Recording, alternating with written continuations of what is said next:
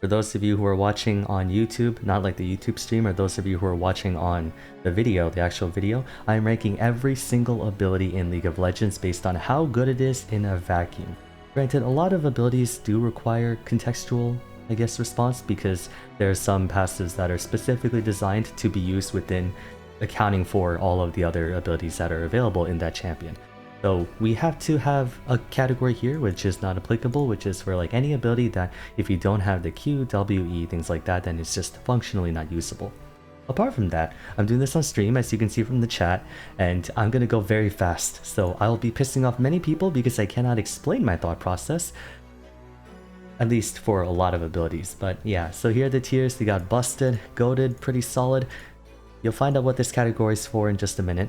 Mid, Booty, and then Monkcast. So, oh god, this is gonna be so bad. Let's begin with Aatrox. Aatrox is gonna be here. I'm gonna put his passive here. I'm gonna put his Q in Goated. I'm gonna put his W in here. That's the one everyone wanted to see. Umbral Dash, I'm actually putting in Busted. I say that because this is the only reason Aatrox is as deadly as people say he is. Without this, the rest of his kit doesn't actually matter all that much because it's the fact that he can heal so much. World Ender, I'll say is probably pretty solid. I don't think it's a good ability, don't get me wrong, but in the context of ultimates, there are better ones out there. This is Ahri's passive. Ahri's passive is, it's alright. It's not, I wouldn't exactly say it governs too much of her kit, but it's alright to have.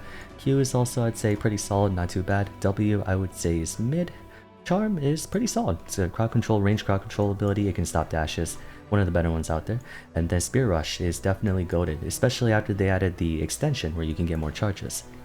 Then we have Akali's passive. Akali's passive is going to be, let's just say, again, this is like one of the cases where how would it apply for non-energy champions or those who don't have the rest of her kit? But I'll say, if that's the case, what I might do then is if there's a passive that, or like an ability that needs the context of the rest of the champion's kit, then I will account for it, if that makes sense. Like, I'll just assume that it's rating it based on that champion only. So I'll put it, I'll put it here. Q is, it's pretty good. Yeah, I might put it here as well. We're obviously putting Twilight Shroud there. Shoot Again Flip is goated. It can be an escape ability, it could be a gap closer, or both. Perfect Execution is definitely a great ability. Akshan's Dirty Fighting, busted. We're not gonna debate that. Avengerang's mid. There are better ones out there. You can definitely go better. Going Rogue is pretty solid, even with the reflector, or not reflector, even with the revive. Alright. I think it's alright. Rogue Swing isn't goated. I think we'll put that there. Comeuppance is definitely Booty. It is his worst ability, I would say. Alistar's Triumphant Roar. It's alright. Could be worse. It's like Ahri's Essence Flux or whatever it's called, or Essence Theft. It's just there to help him sustain through the early game. Pulverized, on the other hand, is goated. Really good ability. Headbutt is, I would say, pretty solid. A lot of applications. Trample is going to be mid, I think. Probably mid. And then Unbreaking or what's this called again? Unbreakable Will? Yeah, Unbreakable Will, definitely going to be putting in Busted tier. Silas mains love this ultimate, and I think a lot of other champions would too. This is Mbessa's Drakehound Step. Drakehound Step, we all know, is going to be going in Busted. This might be one of the best passes in the game by a large margin. Cutting Sweep and Sundering Slam is going to be goated. We're going to have Repudiation also, I would say. Okay, so people see this ability and they think it's like, you know, the second coming of Jesus, because it's a shield that scales off of a massive AD ratio and it also does damage. But I think if you extract it, it's just worse than Riven's Valor. It just has too high of a cooldown. So I'll put it in pretty solid. Which one is this one again? That's the, I think the Lacerate. I believe that's the name of the ability. Lacerate I'll put in pretty solid. It's not bad. Maybe without the Drakehound Step, it's actually more like here, because if it's just one slash, it doesn't do anything. Then of course, Public Execution, I'm putting in Busted more for the armor penetration and the lifesteal. Not so much for the actual use. The use is good, but it's more for the passive stats you get. First Touch is, I think, goated. I think that you can do a lot with this. Bandage Toss is busted. You get 2 dashes, 2 long range dashes that also have a stun attached to it. You got Despair. There's kind of mid. You got Tantrum. Tantrum, I will also say pretty mid. Curse of the Sad Mummy. Curse of the Sad Mummy is one of the best ultimates in the game for a team fight. You got Rebirth, which is... I'm gonna put in one cast. I think I'm gonna put in a one cast. Probably, yeah. Flash Frost is gonna be pretty good. Pretty good. It's an AoE stun. You can detonate it, I believe, whenever you want to. I don't remember actually. Can Anivia players use, or can Anivia detonate the Q before it reaches the full distance, or do you have to let it travel the full distance of where you decide to throw it? If it's the former, then it'd be here. If it's the latter, it's here. So you can pre-detonate it, right? Okay. Crystallize is going to be... It's in mid. I think it's in mid. Then you have Frostbite. Frostbite's, I would say, outside of Anivia's kit, it's pretty booty, because it just doesn't have the double damage. If it had the double damage, then yeah, it'd be really good. Glacial Storm, on the other hand, is a goated ability. I think it's really good. Annie's passive is broken. Just Pyromania is insane. Disintegrate, alright. Not too great, not too bad. I'd say Disintegrate or Incinerate's a little bit better, more AoE damage and more scaling. You got Molten Shield. Molten Shield is going to be mid. There are better shields out there, I think. Tibbers is also mid. It's only good because of the stun attached to it. Aphelios. So I believe this is the active for each weapon. So Calibrum's Moonshot. Why did I eat before I did this? I had lunch like 45 minutes ago. My stomach is still full. So Calibrum's Moonshot is going to be probably mid. I think Severum's Onslaught is going to be pretty solid. And we have Gravitum's Binding Eclipse is going to be goated because it's essentially a proc-based route, which I think is much more usable outside of his kit. Then you got Infernum's, I think this is the Dusk Wave. Dusk Wave is going to be mid. And Sentry I think might be a little bit better. We'll put it in pretty solid. Then these are the icons we're going to use for the Moonlight Vigil. Moonlight Vigil, the Calibrum one is mid. The Severum one's also mid. Gravitum one is pretty solid. Infernum one is pretty solid. And then Crescendum one is going to be pretty solid. Maybe the Infernum one I might put in goated if you use it more for teamfight purposes, but yeah. Ash's Frost Shot, broken. Just having Frozen Mallet attached to all of your auto attacks. You can't ask for a better thing than that. Focus is probably mid. There are better ones out there. Volley's alright. Volley, I would say, is that's pretty solid. It's a good poke tool, but they keep nerfing it for the purposes of poke. Hawk Shot is going to be our first question mark. No, actually, I think Hawk Shot has a pretty defined value to it. I think I'll give it the solid tier. Enchanted Crystal Arrow is busted. Then this one is Asol. So Asol, I think, is going to be here because you do need, like, you do need to have the rest of his kit. Breath of Light, on the other hand, you don't, and I think Breath of Light will be loaded. Astral Flight. There are better mobility spells out there. I'm gonna put it in booty. Then you got which one's this one? Singularity, I think. Singularity will be... I actually think Singularity is also kind of booty. Base version of this guy's Descent, or I think it's called Falling Star. Falling Star is going to be probably... I think... It's still stun. But I think it's probably going to be mid. You got Sky's Descent, which is a goated ability, does a lot of damage. Aurora's Kit. Aurora's Kit is going to be, I think your passive will probably put in pretty solid because it does have the max health damage consumption. Or I might even put it even here because it's a continuous thing that can ramp up over time. So there's a lot of potential for it. Q is going to be pretty solid. It's better than Ari's Q, but it's also situationally more dependent on things. Are we ranking these based on how they are in their kits or in a vacuum? Mostly in a vacuum, but if let's say for example certain things need the context of the champion's kit, like Akali's passive because it's like energy, then we will account for that. Will this be a YouTube video? Yes. Now this is her W. W will be... It's pretty solid. Not great.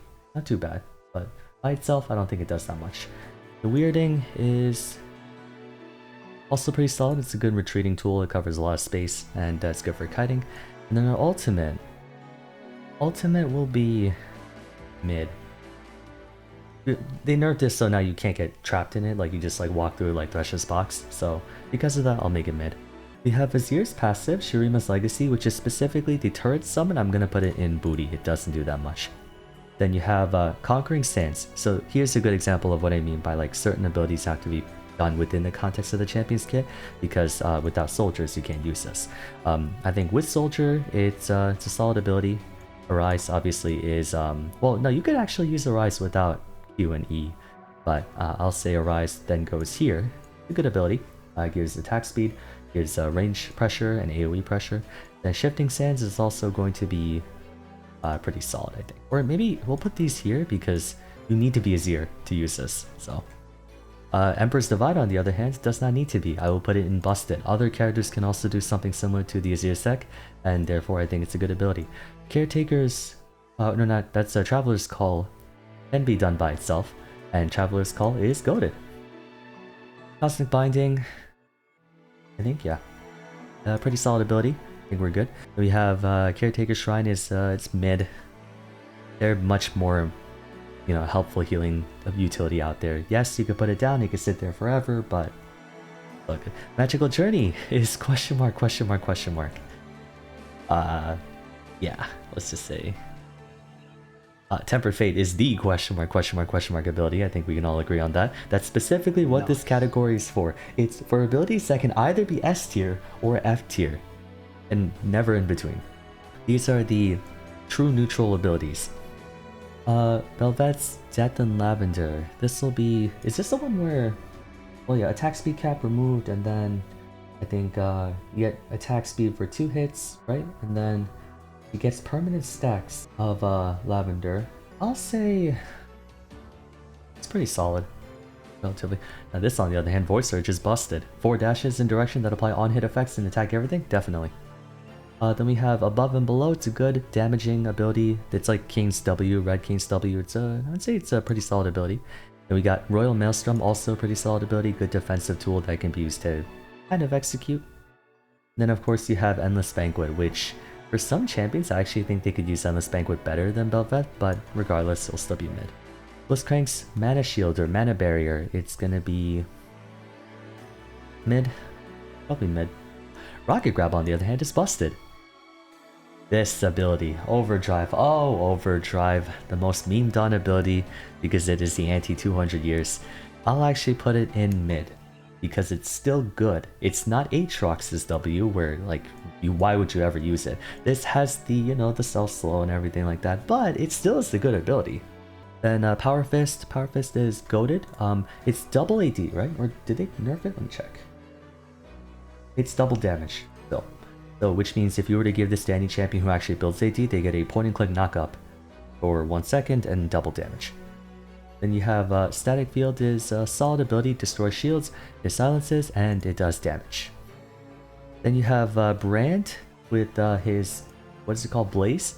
Blaze is busted. I say that because, remember, apart from the fact that just applying abilities, so if a champion could apply things much faster or have like point and click, then they can get the explosion much more easily, but it also gives you infinite mana sustain because if you kill an enemy that's on fire, you get mana back. So Blaze is just disgusting. Seer is probably Monkcast without the stun, because you can't get the stun without Blaze. Pillar of Fire is mid. It doesn't do that much damage without Blaze again. And then Conflagration is also kind of booty. You really need Brand's Kit to make these abilities hard. Pyroclasm, same thing, I'll probably put it in booty. It's unreliable even on Brand, and then outside of Brand, it would also be unreliable. Concussive Blows is going to be busted. This is a team-wide stun everyone can use. Winter's Bite without Concussive Blows is mid. It's just a projectile, or I'll even put it in booty. It's a projectile that does damage and slows enemies. That's it. Stand Behind Me is not bad. It's a pretty solid ability, good for most supports. I think they would enjoy it. Unbreakable similarly is a goated ability. Fully blocks the damage of the first attack that comes into it, including true damage. I've seen Brahms use Unbreakable to block like Garen ultimate. Glacial Fissure, is gonna be goaded. It's a good control ability and good knockup. This is Briar. Oh boy, Briar. Okay, Crimson Curse by itself. Does it have the healing on top of it? Yes. So Crimson Curse, I'll say, is a solid ability. Other attacks can apply it faster, I think. Yeah, other characters can apply Crimson Curse much faster. Then you have Head Rush. Head Rush is a goaded ability. Point and click stun, reduces armor. Can't go wrong with that. Blood Frenzy. Question mark, question mark, question mark? Question mark? I don't know. Like, it's a questionable ability for sure. Then you have Chilling Scream. Chilling Scream is gonna be, I'll put it in probably pretty solid. It's a good defensive ability, regeneration, and it can do a lot of damage if you decide to put this on an AP champion. Then you have Certain Death. Certain Death is going to be a pretty solid ability. Just a global, like, what? I think a lot of champions could use that. Caitlyn's Headshot. Caitlyn's Headshot is pretty solid, does a lot of damage, and a lot of applications. Built over Peacemaker is mid, it's just a damaging ability, doesn't do that much.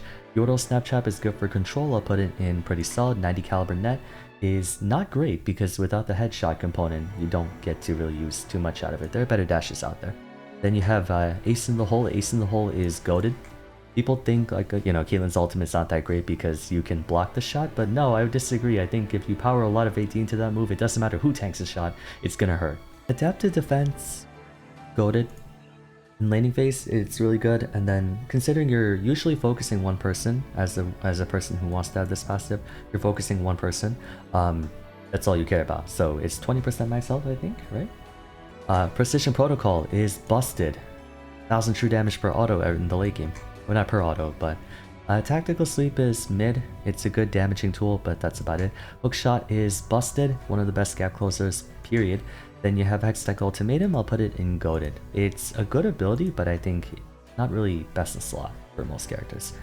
Then you have Serpentine Grace is, okay, not having to buy boots is a privilege.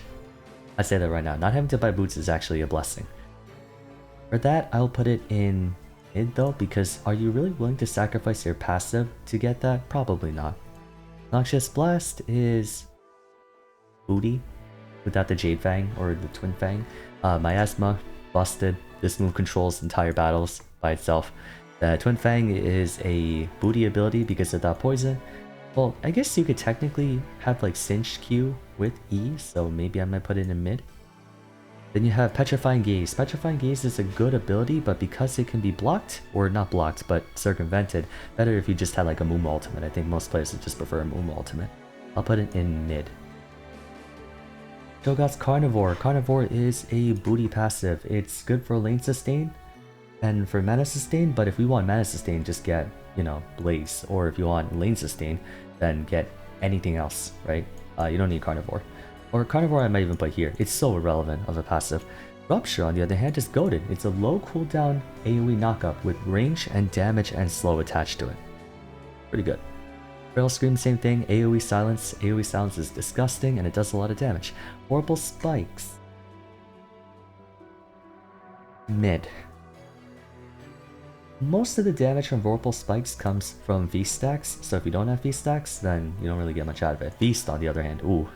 We're putting that in busted. Point and click true damage, and it's a flat amount of true damage, it gives you free HP. Anyone can use it, not just Cho'Gath. In fact, the only thing balancing Feast is that it's on Cho'Gath, who can't just dash into you and one-shot you. Like, imagine if Sylas had that. Then we got Corki. Hextech Munitions is gonna be... Is this one with the true damage? Yeah. 20% bonus true damage. Ooh. Oh, imagine. Like... no, it's not that great, actually. I'll put it in mid. Then you have Phosphorus Bomb is mid.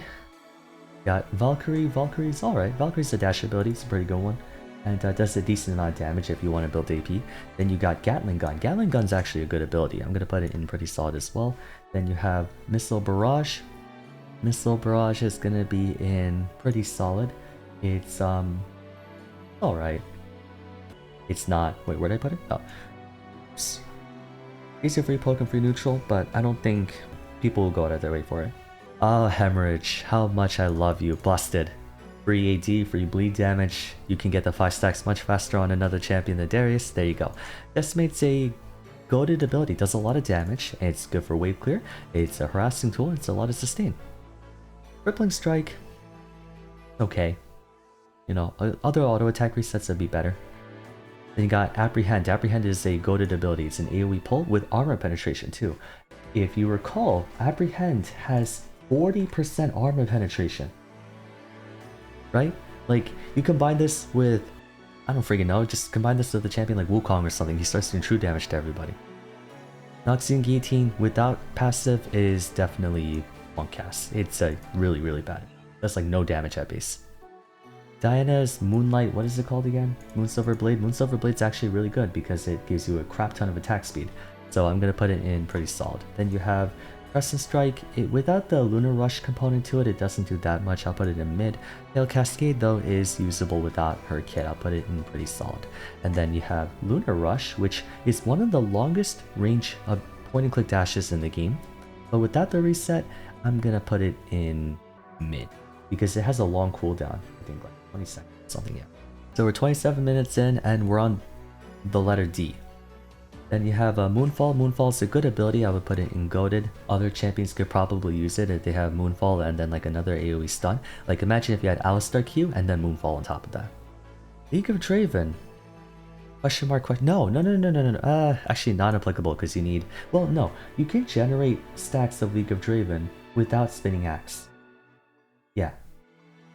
So I'll put it in Monkcast because you don't have a faster way to generate stacks, so that'll go there. Spinning Axe, I think we'll put in pretty solid. It's a lot of damage and other champions can use it. Blood Rush is a booty ability. It's only good because you can spam it, but without it, not so much. Stand Aside, it's a good ability. It's a good get off me tool and disruption. Then you have Whirling Death. Whirling Death is a solid ability, a lot of damage. Mundo's passive, Goes Where He Pleases, is goated. Being able to ignore crowd control, because especially at level 16, towards the late game, if you can pick up the canister consistently every single time, you are CC immune, effectively. So I'm going to put that in goated. And also extra health regeneration is not bad too. Infected Cleaver is going to be put in pretty solid. Percent health damage, a lot of percent health damage on a low cooldown. Well, okay, here's the thing though. If your champion doesn't have easy source of healing, if your champion doesn't have an easy source of healing and you miss a lot of cleavers, you actually kill yourself with this ability. But I still think it's a good one. Heart Zapper is Monkcast. It's right next to Aatrox with being a bad ability. Blunt Force Trauma though is goated. It's a ton of attack damage by building HP. And it's a good active too. You can use it for wave clear, for empowered auto attacks, things like that. Then you have Maximum Dosage. Maximum Dosage I'll put in mid. It's okay. It's not great, not bad. It's just that it's better on Mundo because you stack a bunch of health on Mundo. Z-Drive Resonance is a solid ability. It's a solid ability. Timewinder is also a solid ability, I think. It can be used for wave clear, for poke, for area control, and for damage as well. Parallel Convergence is also a solid ability. There's a lot you can do with this, and other champions might be able to do it much better than Echo. Then you have Phase Dive. Phase Dive is a great ability. It's a 2-point dash or 2-part dash, one of which is free targeted, so I think there's a lot more dynamic application with that. Then you have Chrono Break. Chrono Break is going to be in goated. It's a get out of jail free card that any champion would be happy to have. Like you give this to, let's say, I don't know, maybe Evelyn. Evelyn might be okay with it. I'm not sure, but either way, no, she wants her last caress, but still.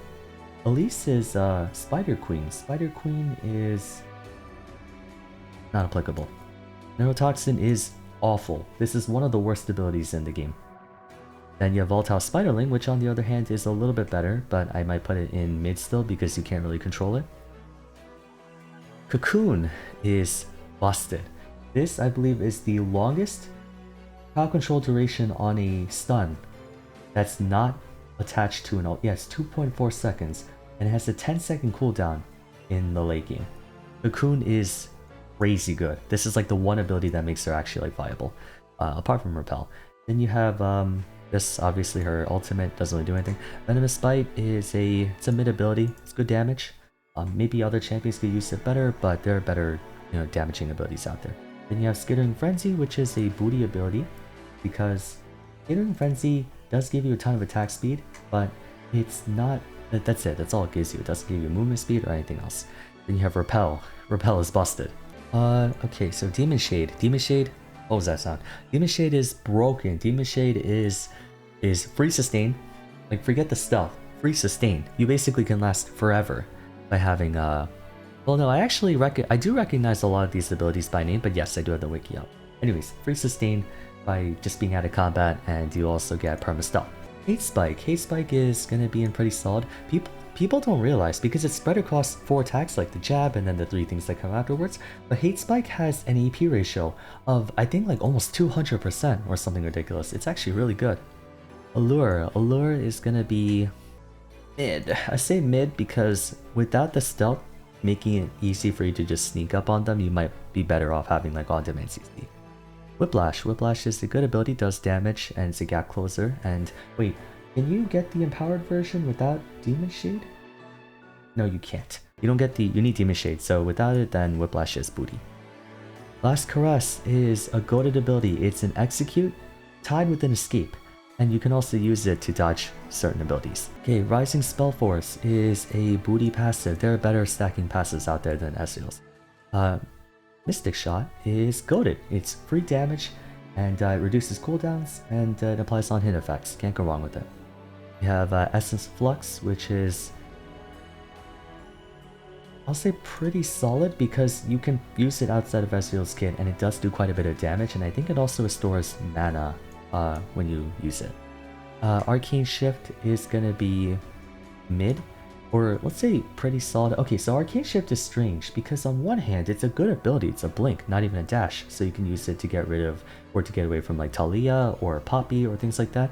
But the reason Arcane Shift is so good is because you can reduce the cooldown of it with Mystic Shot, but if you can't, you have a 26-second cooldown at rank 1. I still think it's okay. Okay, True Shot Barrage, I'll put it next to Whirling Death. It's a good damaging tool in teamfights and execute, or for like in executing things. Fiddlestick's passive is Monkcast, a worse ward until level 6. And then at level 6, yes, there's things you can do with it, but why would anyone ever want it? Terrify. Terrify is goated. It's a point and click PC for like 2 seconds. This is great. It just doesn't do that much damage, or it does no damage. Actually, no, it does do damage if you use it on someone that's already feared. Wait, hang on a minute. No, wait, this one's busted because if you're invisible to champions before you engage, if you have like, what's a good champion, like, hang on. Like, what's an ability that can attack a lot of people at once? Just like Crowstorm, but much easier to do. And like, cause think about it, if you have, this is basically like Annie's Pyromania, but like all you have to do is just stay away from it, right? Like for example, if you were to walk up to someone and you, yeah, like Lee Sin E, then it turns into a Vex like W essentially. So Terrify is great. What am I saying? Then you have Bountiful Harvest. Yeah, Bountiful Harvest is pretty solid. I'll say pretty solid. Other CC abilities can paralyze enemies to do this. Oh, Aurora ult, yeah, just imagine if you had like Aurora, or like Rumble Ultimate. Oh my god, Rumble Ultimate with Fiddlestick's Q? That's crazy though. Or Karthus Ultimate, exactly, yeah. Reap is alright. Kinda mid. Crowstorm is pretty solid. It would be higher if you had some way to apply, like, you know, if you had like Annie's Pyromania, then it would be the same thing. But I think, no, I'll put it in Goated. It's one of the few ultimates in the game that like the entire team has to respect. So I'll put that there. Duelist Dance. Duelist Dance is busted. Passive % true damage, and all you have to do is just be on a certain side. Lunge without Duelist Dance is the mid ability. Riposte is going to be goated. It is a good ability, there's counterplay to it, but this is a very solid defensive tool. Blade Work is mid. Better things out there. Grand Challenge, you need to have the passive accounted for, so let's just say it assumes the passive with it. I'll put Grand Challenge in goated. Nimble Fighter, is that what it's called? Yeah, Nimble Fighter. Nimble Fighter is Monkaz. This thing sucks. This thing actually sucks. I don't think there's a worse passive than that. No, there are worse passives out there, but yeah, that's one. Urchin Strike is going to be pretty solid. It's a good dashing tool. It can apply on-hit effects and spell effects at the same time. Keystone Trident is pretty good. I would say. Playful Trickster is going to be busted. No one will disagree on that. Chum the Waters is pretty solid, I think. Okay, Galio's Colossal Smash. I'm going to put it in mid. It's not bad, but you'll do better things out there. Winds of War is also a mid projectile. There are better ones out there. Shield of Durand or Idol Durand is a great ability. It's defense, it's damage mitigation, and it's an AoE CC. Justice Punch, there are better dash ones out there. I think this is not that great. I'll put it in mid. Then you have Hero's Entrance, right? Is that what it's called? Yeah, Hero's Entrance. That'll be a pretty solid ability. It's a good follow-up, it's a good anti-engage. Like, you can use it to follow up with Jarvan, or you can use it as a protection tool. So there are use cases for it, but I think it might be better. You know what? No, I'll put that in Goated, I think. Alright, Gangplank's Trial by Fire. It's mid. It's just extra damage. That's getting my eye. 1 second, guys.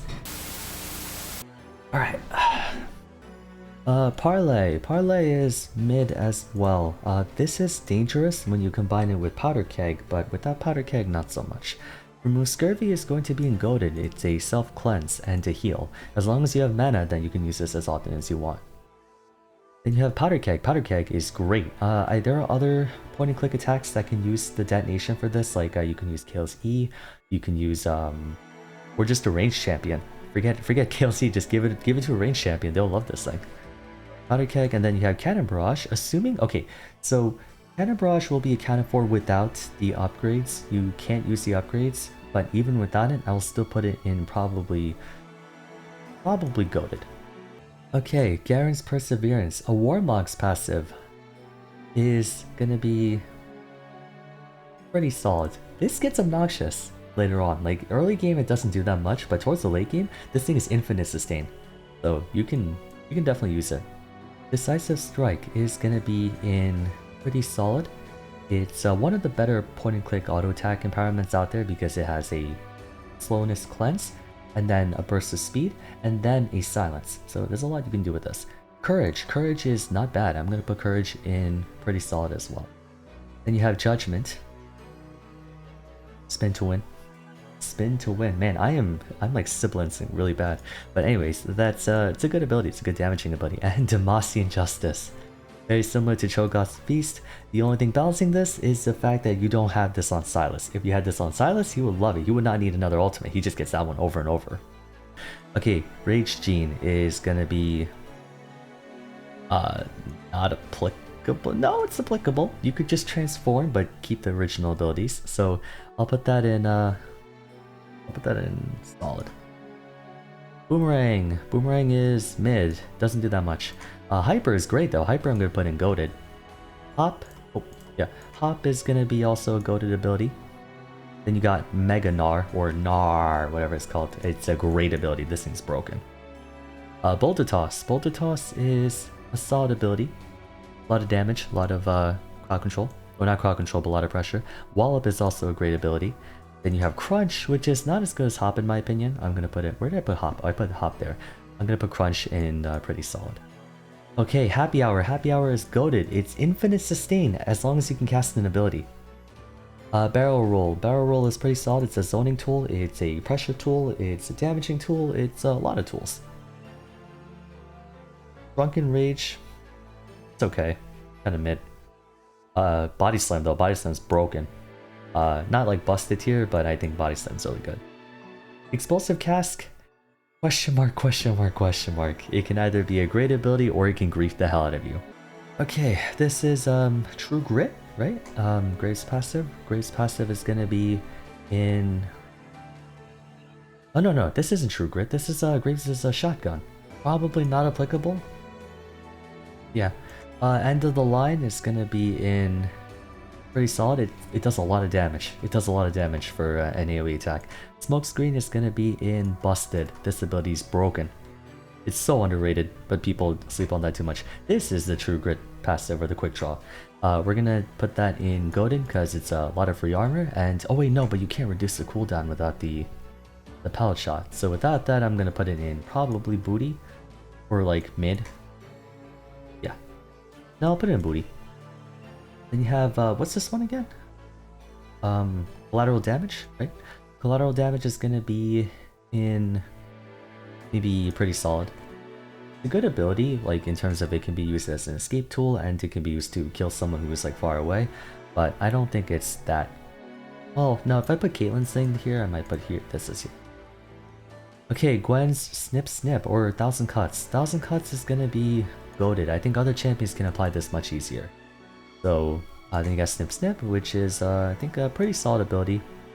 Or no, without 1000 Cuts, it's actually not that great. So I'll put it in mid. Hollowed Veil or Hollowed Mist, whatever it's called. Busted. This move is horse shit. Okay, then you have Skip and Slash. Skip and Slash has a lot of good usage, and I think I'm going to put it in goated because you get on-hit damage, you get attack speed, and you get more attack range. And then you also get a dash that reduces cooldown if you land an auto attack. A ranged champion would love this because the ranged champion gets like I think 75 attack range or something. Then you have Needlework. Needlework is going to be in booty. Without 1000 Cuts, this thing sucks. Warpath. Warpath is gonna be in probably no. Other champions could use it. I'll put it in booty. It's still kind of bad though. Rampage is a good ability, good damage, and has a cooldown thing attached to it by itself, so you can use that. And then you have Spirit of Dread. Spirit of Dread is goated. This thing is so broken if it was on a champion who can get a lot more damage off because it's the spell vamp and armor. And magic resist attached to it. This is a great ability. Then you have Devastating Charge. It's gonna be in pretty solid. It's okay, I think. Then you got Onslaught of Shadows. This one is a goated ability, or I'll put it in busted because it's a team fight wombo combo ultimate, and it can also be used to escape and even override CC components. So a lot you can do with this. It's not Techmaturgical Repair Bots. Which one is this? Because they changed it. Is this the one that gives like movement speed? Yeah, no, this passive is awful. Never mind. Now these turrets by themselves, you don't have the rest of the kit to manipulate them, but even so, I'd still think they're pretty good for control. I'll do pretty solid. The rockets are mid, it's just damage, it's okay. The Electron Storm Grenade is also mid. It's a CC ability, but it's not very generous. You're better off having like Lux Q or something.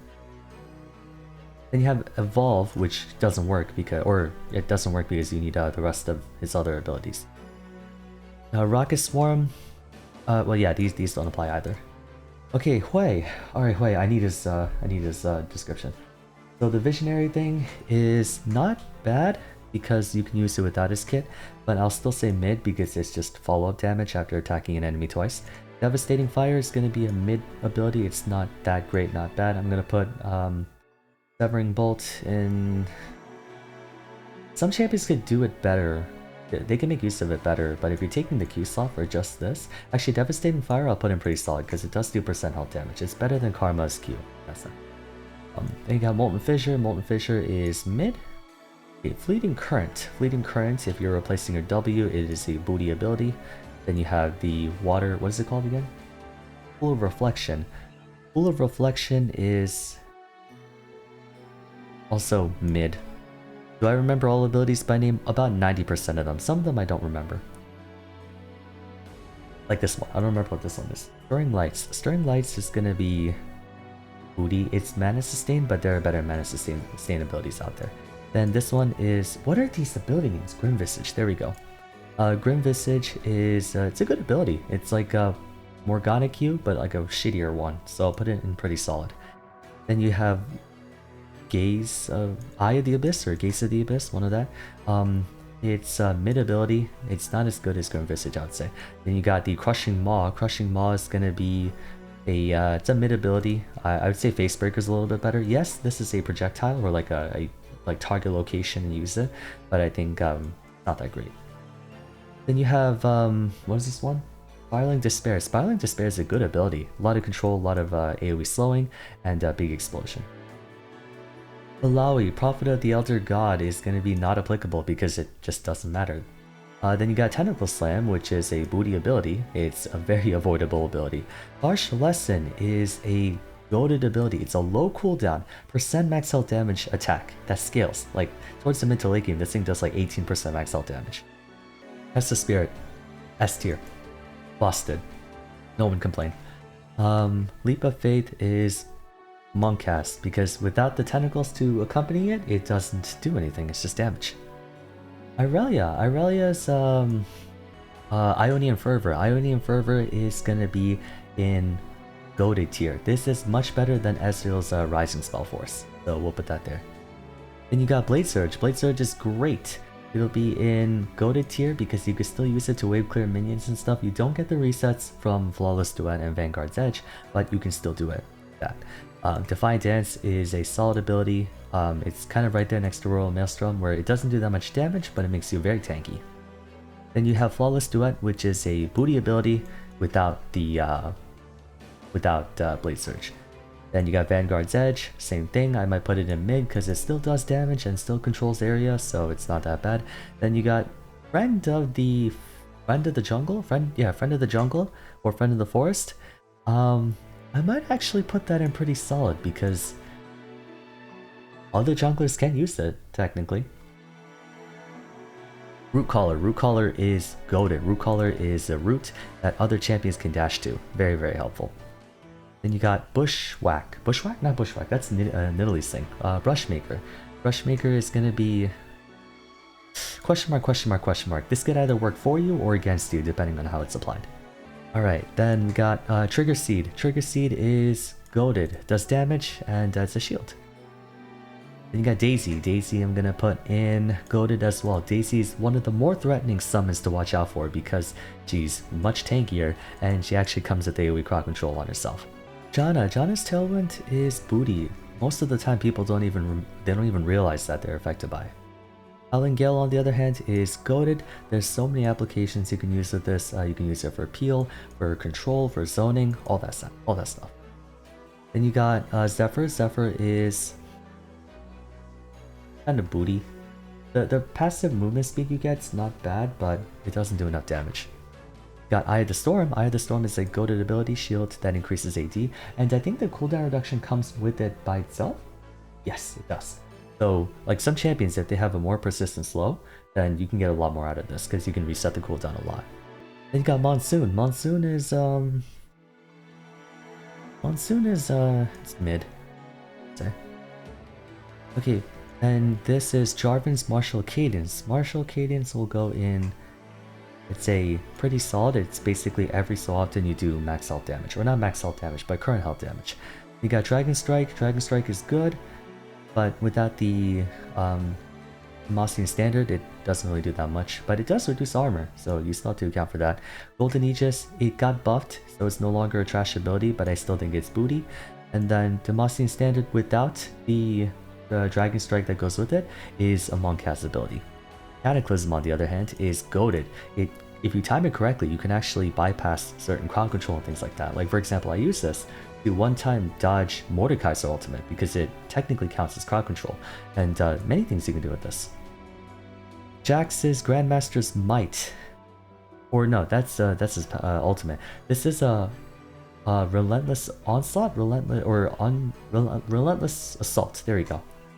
That's gonna be goated. It's kind of like Irelia. It doesn't have like an extra benefit to it, but it's much better than Ezreal because it actually scales more. Then you have Leap Strike. Leap Strike is goated. You can teleport to, or not teleport, you can jump to allies. Empower is mid, or even like booty. Use any other auto attack reset. Counter Strike is busted. This thing breaks the game. Grandmaster at Arms is gonna be pretty solid. Jace is was a Hextech Capacitor is Monkcast. This thing is so useless. Don't ever use it. To the Skies, I'm gonna say pretty solid. It's a good damage. No, I'll put it here. Lightning Field. Lightning Field I will put in goated because it's free mana on hit. If you get this to a ranged champion, they're gonna love it. Thundering Blow. Thundering Blow's mid. Alright. Then here you have the Transform ones, which don't apply, of course. Oh no, that's not true because you get the extra benefit from it, but even so, I'm putting that here and I'm putting that here. Shock Blast is booty without the acceleration gate. Hypercharge though is pretty good. I'm gonna put it in pretty solid. Then you have, it's like Halo Blades, that's basically it. And we have acceleration gate. Acceleration gate is booty. Okay, Jin's Whisper. I think people would want this because you give this to a champion that doesn't actually care about, like, I'm gonna give it to probably Goated. I think I'll give it to Goated because the AD scaling, the movement speed on crit, like the execute auto attack, it's a good ability. Dancing Grenade is pretty solid, I would say. Not too bad. Actually, yeah, now that you're right, now that you mention Evil Case, I might put it in Aatrox's passive in mid. Deadly Flourish is a solid ability, good long-range follow-up. Then you got Captive Audience with like, okay, Captive Audience without the rest of his kit is pretty booty. Curtain Call is gonna be pretty solid. Jinx's Get Excited is gonna be goated. You give this to a champion who can hyper carry just as better, like, you know, better than she can. I think it would be pretty beneficial. Pow Pow and Fishbones, they're technically the same ability, so we're gonna put them together. Yeah, I think a lot of people would enjoy it because you get the passive attack speed of Pow Pow, and then with Fishbones, you get long range attacks. So I'll put it in Goated. I'll put them both in Goated. Zap is a solid ability, good for getting vision, slowing enemies, and for poke. Then you got Flame Choppers, which is also a pretty solid ability. And then Super Mega Death Rocket is gonna go in Goated. I consider this more threatening than Whirling Death or Two-Shot Barrage. Kaisa, Second Skin. Second Skin will be pretty solid. Acathian Rain will account for the upgrade version as well. We'll put it in pretty... Actually, no, Second Skin will put in Goated. Acathian Rain will put in solid. Void Seeker? Yeah, Void Seeker will put in... probably mid. Supercharge is gonna be pretty solid. If you can get the stealth with it, then yeah, it's good. Then Killer Instinct is gonna go in, I think, Goated. Martial Poise is in Busted. If it was on a different champion than Callista, it would be great. Then you got Spear Shot, or Pierce. Not Spear Shot, that's the name of the champion, or the Screamer. So then we got Pierce. Pierce is kind of booty. Without Martial Poise and without the spear stacking thing on it, it's pretty bad. Actually, I'll put it in Monkcast. Sentinel is also Monkcast. It sucks. Rend is great though. Rend, imagine giving this to like Urgot, for example. Then you get definitely put that in Goated. Then Fate's Call. Fate's Call, if you can just bind the spear like how Silas does it, then Fate's Call I think is also a pretty goated ability. Karma's Mantra. Or this is Gathering Fire, but it only applies to Mantra anyway, so not applicable. You got Soulfire or Inner Flame. Inner Flame is going to be attached with Soulfire, so I'm just going to take... or... No, we won't. I'll put it in Booty. And then Focused Resolve is going to be in mid. It is have... yeah, I'll put it in mid. Inspire? Is that what it's called? Yeah, Inspire is going to be in pretty solid, I think. We're going to put these here because they're not accessible without Mantra. That Defied is going to be busted. Give this to a champion who can apply a lot better, more threatening skill shots, then you get that and they're good. Lay Waste is a booty ability, honestly. Then you got Wall of Pain is pretty solid because it shreds resistances for all enemies as well, and it gives vision and it slows. Not too bad. Then you got Defile. Defile is going to be in pretty solid because it does have the mana refund attached to it. Requiem I'm going to put in Goated. I don't think it's a busted ability. I think there are things that could make it not work too consistently, so I'll put it in there. This one's Kassadin's Void Stone. Void Stone is kind of booty. It does reduce magic damage, and so it's a little bit better than Fizz, but still not that great. Null Sphere. I'm going to put Null Sphere in mid. The silencing component or the disruption is not too bad. You can use it for a couple of them. Then you have Nether Blade, which refunds mana and it gives you on him magic damage. I'm going to put that in mid still. Force Pulse, not that bad. You can use it quite well. I'm going to put it in pretty solid. It does a lot of damage and in an AoE, and it also slows everything that it hits. Then you got Rift Walk. Rift Walk is going to be goated. Rift Walk has a few limitations to it. If you need a lot of mana sustain to use this, and if you don't have like Nether Blade, then you might be in trouble, but it's still pretty good. Okay, here we have Veracity. Veracity is going to be busted. No one disagrees with that. So Bouncing Blade is awful because without the blade that comes after it, it doesn't do anything. Same with preparation, it doesn't do anything. Or maybe we should assume that it does come with one blade. Maybe. Let's do that. Okay. In which case, bouncing blade will be booty, or like maybe yeah booty, and then preparation will be booty as well. I think. Sean Pull, on the other hand, I'm gonna put in pretty solid because it's a point and click dash that can apply to allies, enemies, and or wait, no, you don't get the cooldown reset though, and without the cooldown reset, it's kind of, but it's still a dash. It is still a dash. Death Lotus. Death Lotus is going to be in mid. It's a good ultimate, but without the constant resets you get from her passive, I don't think it's actually that great. Hale has probably the best of the scaling attack speed thing, like the Divine Ascent. I might even put it in Busted because you turn a champion into a ranged champion, you get like AoE spell shots and stuff like that. It does a lot. So I think we'll put that. It's definitely better than Irelia's Ionian Fervor, I think. Not I think, I know. Radiant Blast is going to be in pretty solid. It's a poke tool, it does damage, and it can reduce enemy resistances, both of them. So not too bad. Okay, then we have Celestial Blessing is going to be pretty solid because you could use it on two people, yourself and then someone else. Then Starfire Spellblade, okay, mid. Divine Intervention though goes into Busted. No arguments there. Okay, Kayn. This doesn't matter, of course. Default Reaping Slash, which is tied to base Kayn and blue Kayn, will go into pretty solid. It does a lot of damage and it covers a lot of area, so it's not too bad. It's also a dash. Then you have Kayn's the red Kayn Reaping Slash, which is goated, right? It's percent health damage. It's just percent health damage. So yeah. Oh wait, no. These actually have properties to them. I remember because they have passes. So blue Kayn we're gonna put into pretty solid because some assassins can use this really well. And then red Kayn we're putting in Busted. We're putting red Kayn in Busted, 100%. Blade's End? Is that what it's called? Or Reaping Slash? No, Reaping Slash is the Q. Blade's Reach, there we go. Blade's Reach, base one is gonna be booty. The red one is gonna be in goated. Then you have the blue Kayn. Blue Kayn is also, I think, goated because you can cast it while running and it has a big range and slow. It's pretty good. Actually, no, maybe I'll put that in pretty solid. Then you have regular Shadow Step. Regular Shadow Step is going to be pretty solid because it's wall hacking. Even at base, it's really good. But then blue Kayn, we're putting that in goated for sure. Umbral Trespass for blue Kayn and regular Kayn, I think is the same one. We'll put that in pretty solid. And then for red Kayn, we're going to put it in goated because it's max health damage and healing. Okay, so Kennen. Kennen is going to be Mark of the Storm. Mark of the Storm is Busted. If you can apply it much easier with like point and click abilities, there you go. Thundering Shuriken is mid. It does a lot of damage. It does do a lot of damage. Electrical Surge, you don't get the active component, but you do get the passive. And for that, it's just probably Monkcast.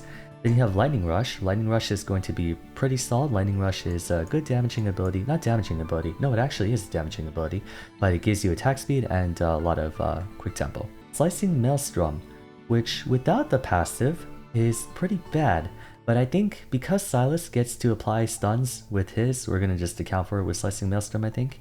We'll do that and we'll put that in Busted. But without the passive, without the passive, it goes down to like here. It goes all the way down to like booty tier. But with the passive, it goes to Busted. I'll put that maybe in, we'll just leave that there for now, I think. Unseen Threat. Unseen Threat's going to be booty. Doesn't do that much. Just gives you like an extra bit of damage and I think like a small slow upon exiting enemy vision, but that's it. Taste Their Fear, on the other hand, maybe we can account for the evolved. No, we can't. Taste Their Fear though, without the evolved version, you don't get the cooldown reset, but it still does a lot of damage. I'll put it as mid. Void Spike without the Spike Racks. Spike Rack would be a lot better, but I'm gonna put Void Spike in booty tier. Leap is not bad though, because it is still a dash. It's a free target dash, and you don't get the reset, but it's still not bad. I'll put it in here. Then you got Void Assault. Void Assault, because Void Assault can technically evolve itself, I'm also counting for the extra, or like the adaptive cloaking version as well. Then we'll put that in pretty solid. A lot of outplay potential and usage with that one. Mark of the Kindred. Mark of the Kindred is gonna be in pretty solid, I think. It gives attack, not attack speed, it gives attack range. That's about it. Well, actually, if it just gives attack range, then maybe we'll put it in booty, because no, we'll put it in Monkcast. I think it's a pretty bad ability from that. Dance of Arrows. Dance of Arrows is going to be in, I think, booty as well. Would that be cooldown reduction on Hunting Wolf or Wolf Frenzy or Wolf Attack? It's not actually that great. Speaking of Wolf Frenzy I think we'll put in maybe booty as well. It technically does do current health damage, I think, or not current health damage.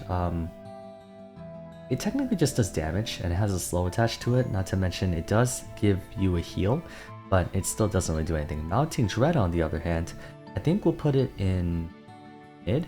It's a slow and then an execute at the end, but without the Mark of the Kindred, it doesn't really do that much anyway. Lamb's Respite, on the other hand, is going to go in question mark, and I think there's a very clear indication why. Cled's going to have Scarl.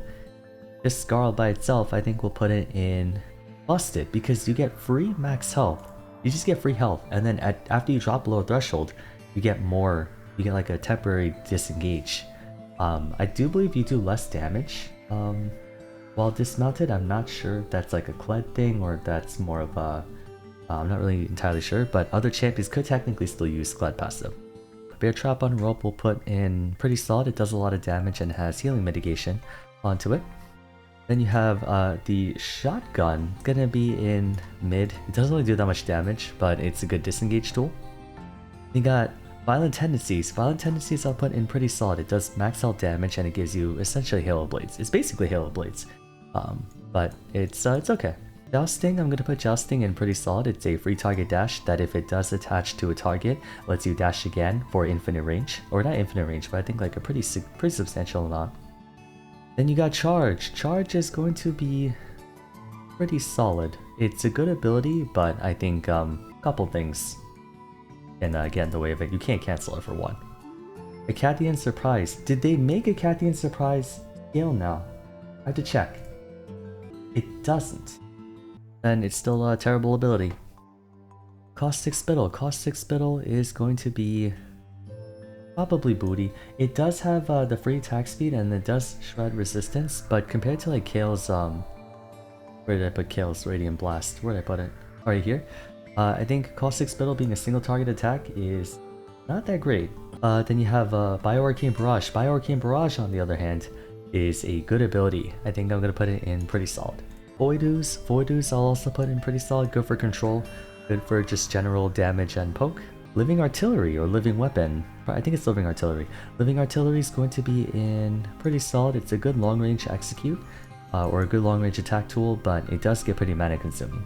Cassante. Cassante is going to be putting into probably booty. It does do like a tiny bit of percent health damage, but that's it. We got Natolfo Strikes. Natolfo Strikes is going to be mid, because you do have to build armor and health if you want to like actually get more out of it. So I'll put it in mid, or I might put it in pretty solid. Well, okay, Cassante's passive, the issue with it is that it doesn't do that much damage. Like it's like 2%.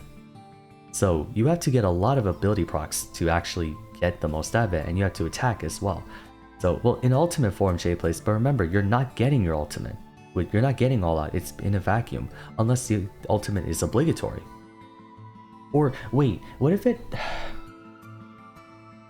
is attached to a steroid ultimate like Renekton, or Riven, or Yasuo? Maybe we could bring it up a little bit more. I'm gonna put it in mid. Yeah, because if other steroid ultimates could have that property, then it could be a lot better, because it then increases to true damage. Or no, that's pre-nerf Cassante. Oh no, it scales with armor and magic resist. Okay, I mean, I'll still put it in mid, I think. Then you have Pathmaker. Pathmaker is going to be pretty solid. It does, it's a damage mitigation, and then it also is a stun, and a bunch of other things attached to it. You got Footwork. Footwork is going to be in pretty solid. I don't know, because without the target dash, it's not actually that much. Like I would much rather have like Lee Sin W Safeguard, but it does scale And it's a short cooldown. We'll put it in pretty solid, I think. And then All Out. All Out is, I think you'll just get the active and then the stat conversion. In which case, All Out will put in pretty solid, because like imagine if you had, I don't know, friggin' like Maokai or something with this ability, that'd be funny. We'll see. It's a hard champion to navigate because Cassante is a very contextual champion. Like you need to have all of his abilities to make it work, but pretty solid might be a good spot to put it, maybe. Deceive. Or was Illusion? Is that what's called? Hang on, let me find it. LeBlanc is Mirror Image. There we go. Mirror Image is probably Moncast. I don't think people, I mean, there's usage. It does work. We'll put Booty. I think we'll do Booty. Sigil and Mouse is a good ability because it can be detonated by your other attacks. So I think we'll put it in mid. It might be like it's a perfectly middle of the road ability. Distortion, on the other hand, is gonna be goated. This move is crazy good. Like it's 2 dashes, or it's a dash and then a blink, and then you have the freedom to decide if you want to use it or not. And it's also a damaging tool. Then you got Ethereal Chains. Ethereal Chains is going to be pretty solid. It's better than Karma's W because of the higher range. It has more range. It's not point and click, but it has more range and it does more damage. Then you got Mimic. Mimic is going to be in Busted tier because you get to recast one of your basic abilities for a little bit more damage. Lee Sin's Flurry is going to be outside of an energy champion. You don't get the energy, but you do get attack speed. But it's still just worse than Bel'Veth, I think. So I'll put it in Booty. Sonic Wave and Resonating Strike, on the other hand, is definitely going to be in Goated. Sonic Wave is great. Safeguard is also a Goated ability. A lot of usage from it. And then you got Tempest. Tempest is going to be mid. It's free damage in an area, not too bad. Oh right, Safeguard also comes with Iron Will, so that makes it even better.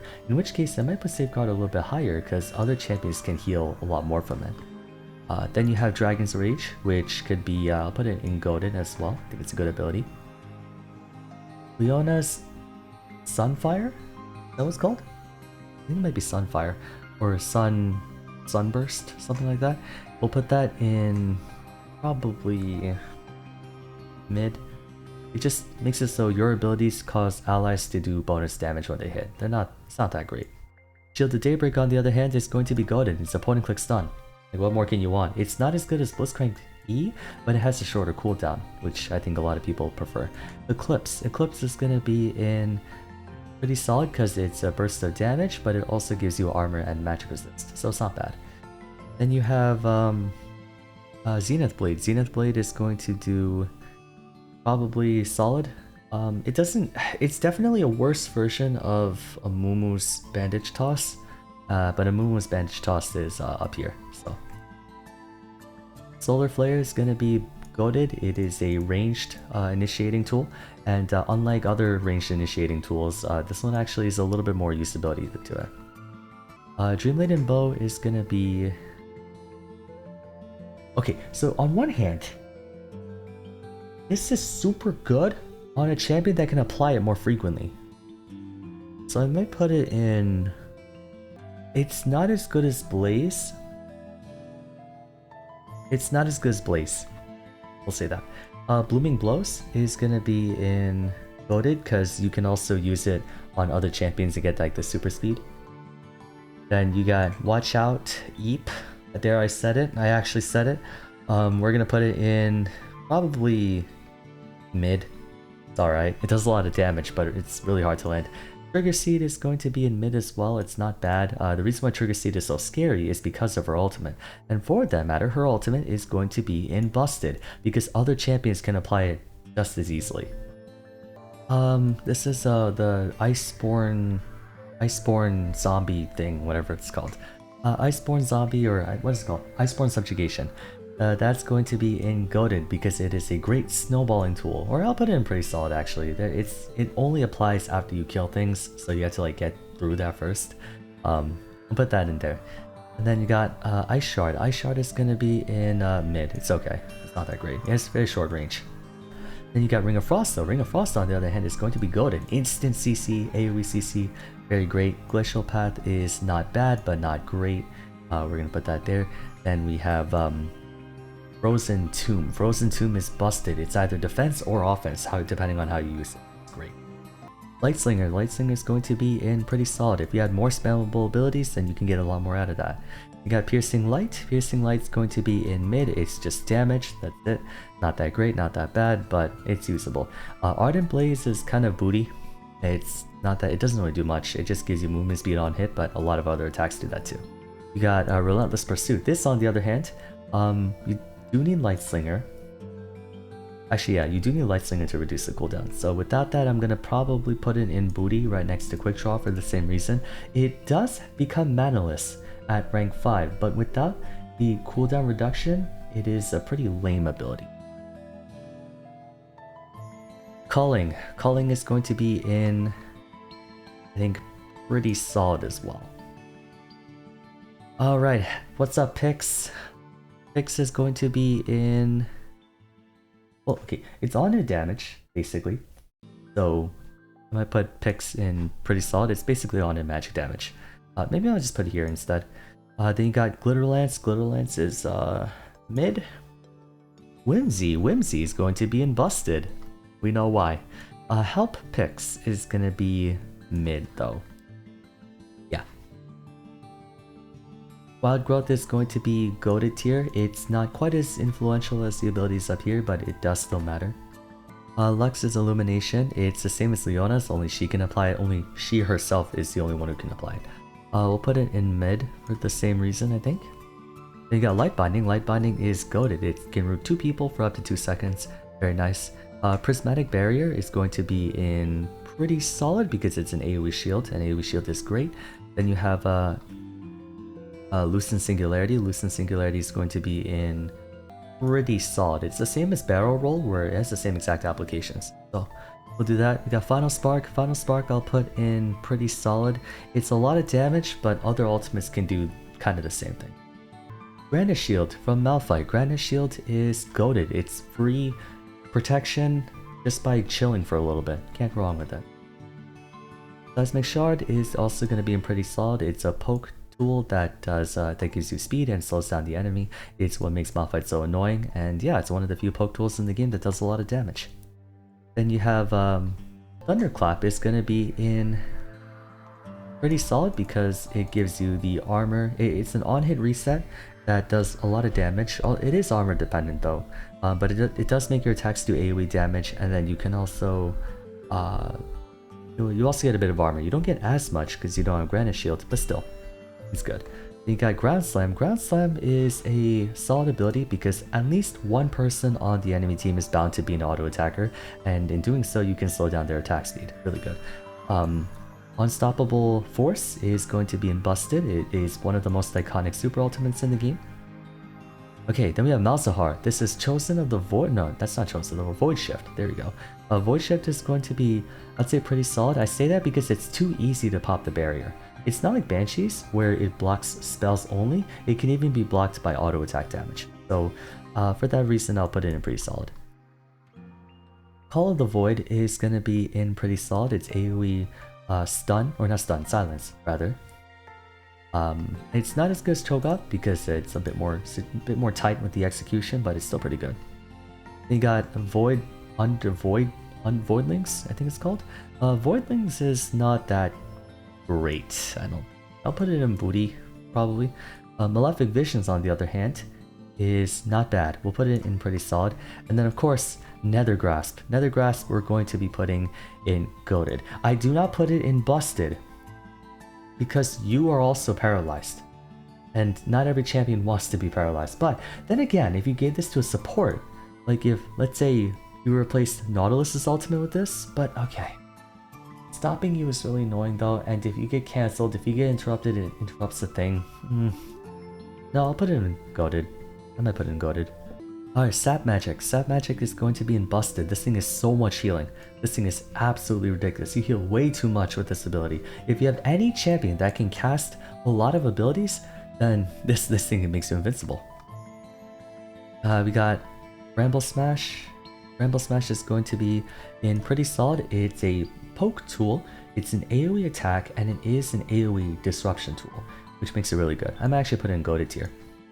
Twisted Advance is also golden. It's on target ability and a point and click route and a dash at the same time. Very nice.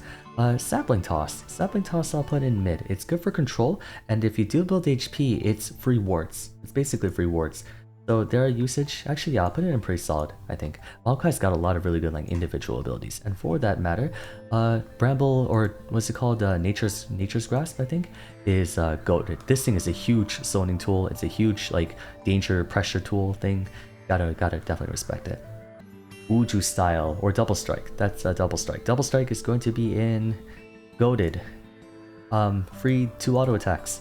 It's a bit more consistent than Lucian's Lightslinger, I would say. Where did I put Lightslinger? I put it there. Yeah, I put it a little bit higher. Then you got Alpha Strike. Alpha Strike is also going to be in goated. It's yeah, it's crazy. It's really good. Meditate. Meditate we're gonna put in mid. Uju style we're going to put in goated because ADCs can use this a lot better than Master Yi. Highlander we're going to put in goated. ADCs I actually also believe will use Highlander a lot more, but also remember that you do get the cooldown reduction or cooldown refund on takedown, so Highlander is a good ability too. Who is this? Oh, that's Mel! Oh, okay. Mel's passive is going to be in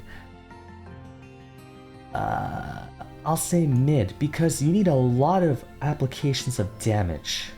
Like Mel's Q is like brrrr, Mel's E is also brrrr, like you need a lot of different applications of damage. But wait.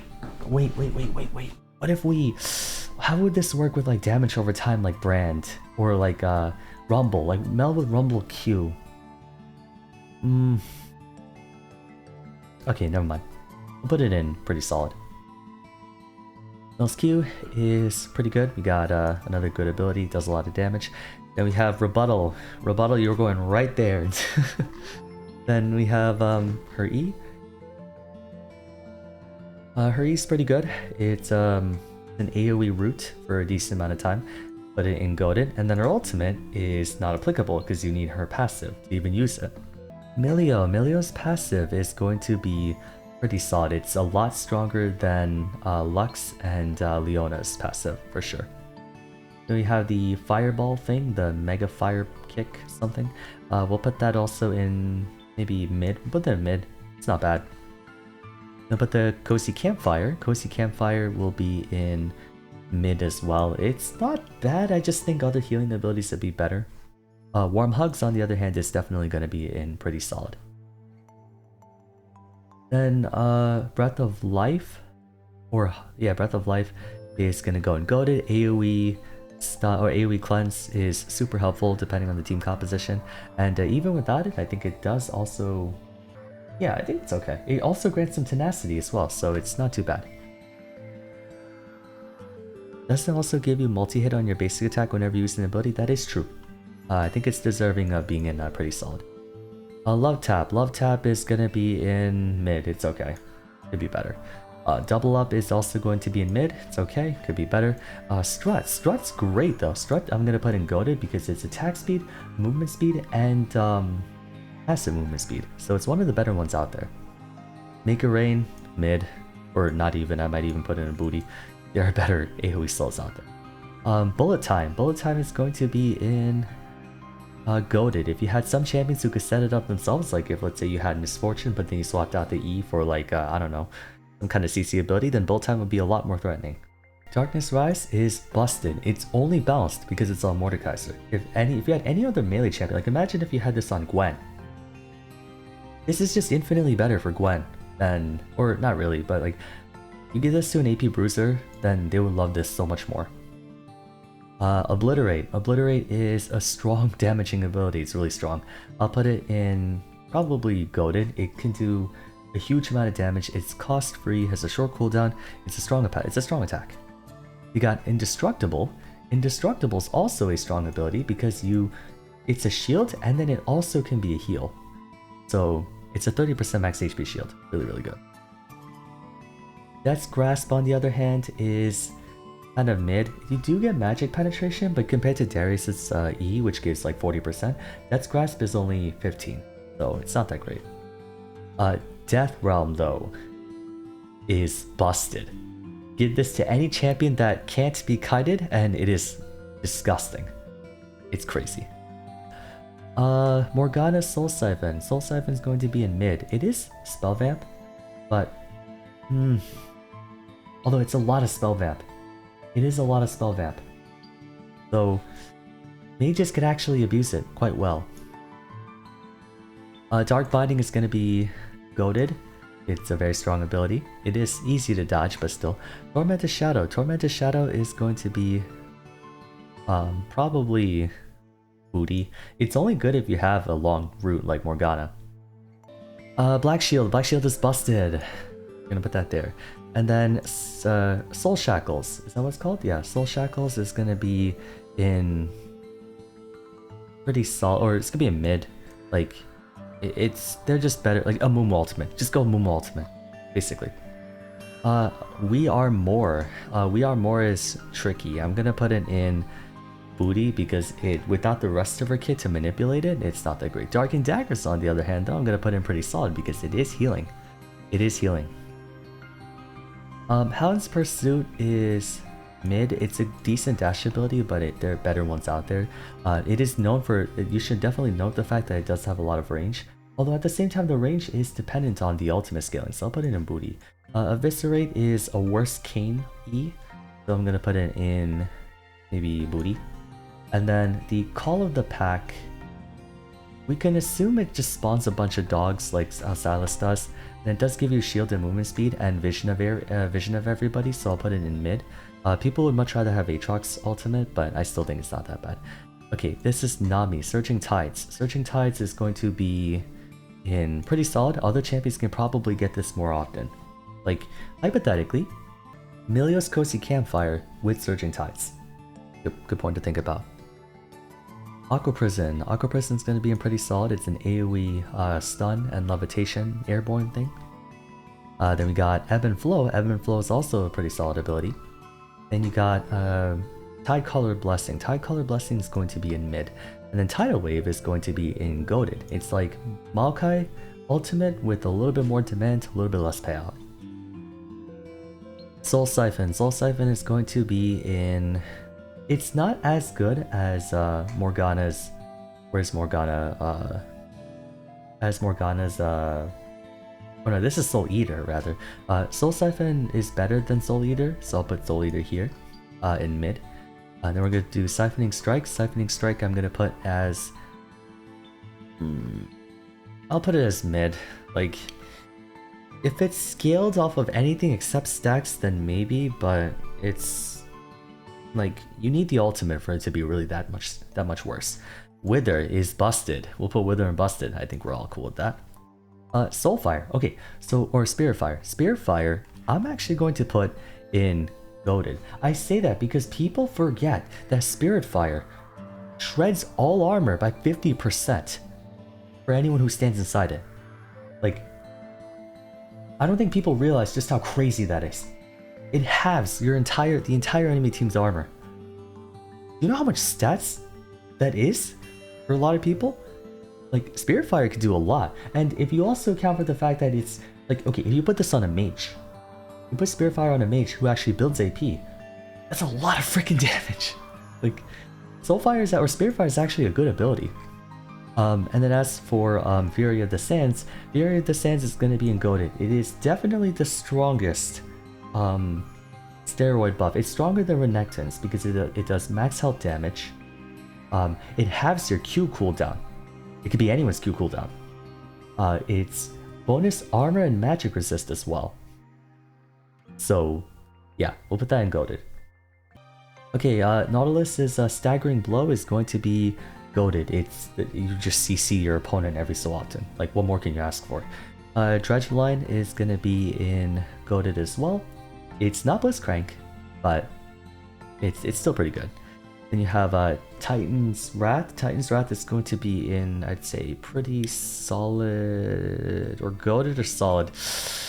I'm gonna say solid. Riptide is gonna be mid. They nerfed the damage of this ability so much. It actually used to do a lot of damage. And then you have Depth Charge. Depth Charge is busted. Point and click long range CC that can also attack other enemies on the way there. Nico's Inherent Glamour. Oh, Just imagine, like, an assassin with this. I'm gonna put him busted. I'm gonna put him busted. That's my hot take of the day. I'm gonna put him busted. Blooming Burst. Blooming Burst is gonna be... it's mid. Does a lot of damage, but you need some kind of CC with it. Shapeshifter is goated. It is bonus on hit damage every third attack, and it's a pretty good, like, oh, what do? I gotta get away from, you know, danger. It's pretty good. Then you have Tangle Whip or Tangle Barbs. Tangle Barbs is going to be in... I'll put it in goated. Pretty good. Pop Blossom. Pop Blossom is going to be in goated as well. It's not as valuable as a Mumu ultimate. I still think a Mumu's ultimate's a bit better. Pop Blossom does do more damage, but the wind up, right? There's a wind up. Nidalee's Prowl. Prowl is it's booty. I mean, more movement speed when you're in a brush, but not really that great. Javelin Toss I also think is kind of mid. It does a lot of damage, but it's notoriously hard to land. Then you got Bushwhack. Bushwhack is going to be in Booty. It's only there, I'll put it in Monkcast. It's only there to get Prowl activated. Without Prowl, Bushwhack does nothing. Primal Surge though is good. It gives you attack speed and healing. I put it in pretty solid. Then we'll put, oh, it's a Cougar transformation. An aspect of the Cougar. Does it just do anything or is it just transform? Okay. Not applicable. Okay. This is Takedown. Takedown's a solid ability. It does more damage based on target's missing health. It's not missing health damage, it's just more damage, but it's a lot. Oh wait, but without Prowl, never mind. Without Prowl, then probably mid. I think Elisa's Q is better then in that regard. Then you got Pounce. Pounce is also, you need Prowl, but it does have a low cooldown. Pounce is only a cooldown of like 6 seconds. So maybe we'll put it in Booty still. It's not that much. Swipe is also... No, Swipe doesn't need Prowl to work. You could put it in mid, it's an AoE damaging attack. Neela. Neela's passive is going to be in Goated. It's free healing and shielding boost, and also it's also free experience. Then you got Q, the Formless Blade. Formless Blade is crazy broken on, ironically, other champions besides Neela. Like, actually, wait. If it's attached to a ranged champion, how would that work? Because, well, either way, it's busted. But imagine if you had her Q on a ranged champion, like, or even a melee champion's broken. Dude, you get armor penetration and lifesteal based on crit chance. Like, dude, imagine a Tryndamere had this. No, not really. You get the idea. It's a good ability. It's a good ability. Jubilant Veil is going to be in Busted. There you go. Slipstream is going to be in Goated because it's 2 dashes, free target dashes that you can store, which is a plus. It's a big plus. Then you got Apotheosis. Apotheosis is going to be in pretty solid. It's a slightly worse Orianna ultimate, I would say. Yeah. Okay, we got Nocturne. Umbral Blades. Umbral Blades is going to be in mid. It's okay. Duskbringer. Duskbringer is going to be also in mid. It's okay. You got Shroud of something, Shroud of Darkness. It's going to be in pretty solid. It's a spell shield, pretty good. Then you got Unspeakable Horror. That's going to be in Goated. There is a tether timer to it, and it's not as generous as Karma and LeBlanc, but the fear duration is like 2.5 seconds long. It's insane. Paranoia is in Busted. Great macro pressure, great attacking tool, things like that. This is a Call of the Freljord, I believe, a Nunu's passive. It's going to be in mid. Most of the time, I don't think people even realize that they have it. Consume. Consume is pretty solid. It's damage, it's a lot of healing, and it's a way to secure objectives. Very good for a jungler. Biggest snowball ever is Goated. This is a great engage tool, and it's a great ganking tool. It's annoying, and I love it. They got Snowball Barrage. I'll put that in Goated because it's technically an AoE stun, or AoE root rather. There's a lot of value to that. And then Absolute Zero will put in pretty solid because even though it's like, oh, you can interrupt it, they like to say that all the time, you can interrupt it. Do they not realize how much pressure it puts on teams when they see it though? Like, it's a good ability. Olaf's Berserker Rage is going to be in Goated because it's a better Nasus passive. It's basically better Nasus passive. Then you got Undertow. Undertow is a good ability because it's a armor shred, it's a projectile, it's a slow, and it resets cooldown. Good for wave clearing too. Then you got Tough It Out. Tough It Out is a solid ability. I think it's a solid ability. It gives you attack speed and it gives a shield, but the shield value is actually not that big. They nerfed it a lot. Reckless Swing is going to be in mid. It's true damage, but it's not that great, really. Ragnarok, on the other hand, we're putting it busted. The ball, or this is Clockwork Wind-Up actually. Clockwork Wind-Up is just auto attacks. That like you do more damage if you attack the same target, but it's not that great otherwise. Now, command moves, we're gonna put them all here. No, dissonance you can technically use on yourself. So dissonance will put in probably booty, because without being able to position it, you lose a lot of utility from it. Command protect, can we just assume that it shields a person? Like it shields a person or yourself, in which case it will be in pretty solid. Shockwave, Shockwave is also going to be in pretty solid. I think without the ability to remotely position it, it does knock it down a few pegs. And oh wait, Ornn, oh hell yeah dude, Living Forge? Wait, Living Forge? No, okay, without the brittle effect though. Oh, but Living Forge is so good. No, you can buy items! You can buy freaking items, dude. No, forget, dude. You can buy items, you can upgrade items, you get free armor, magic resistant HP. No, this passive is horse shit, my guy.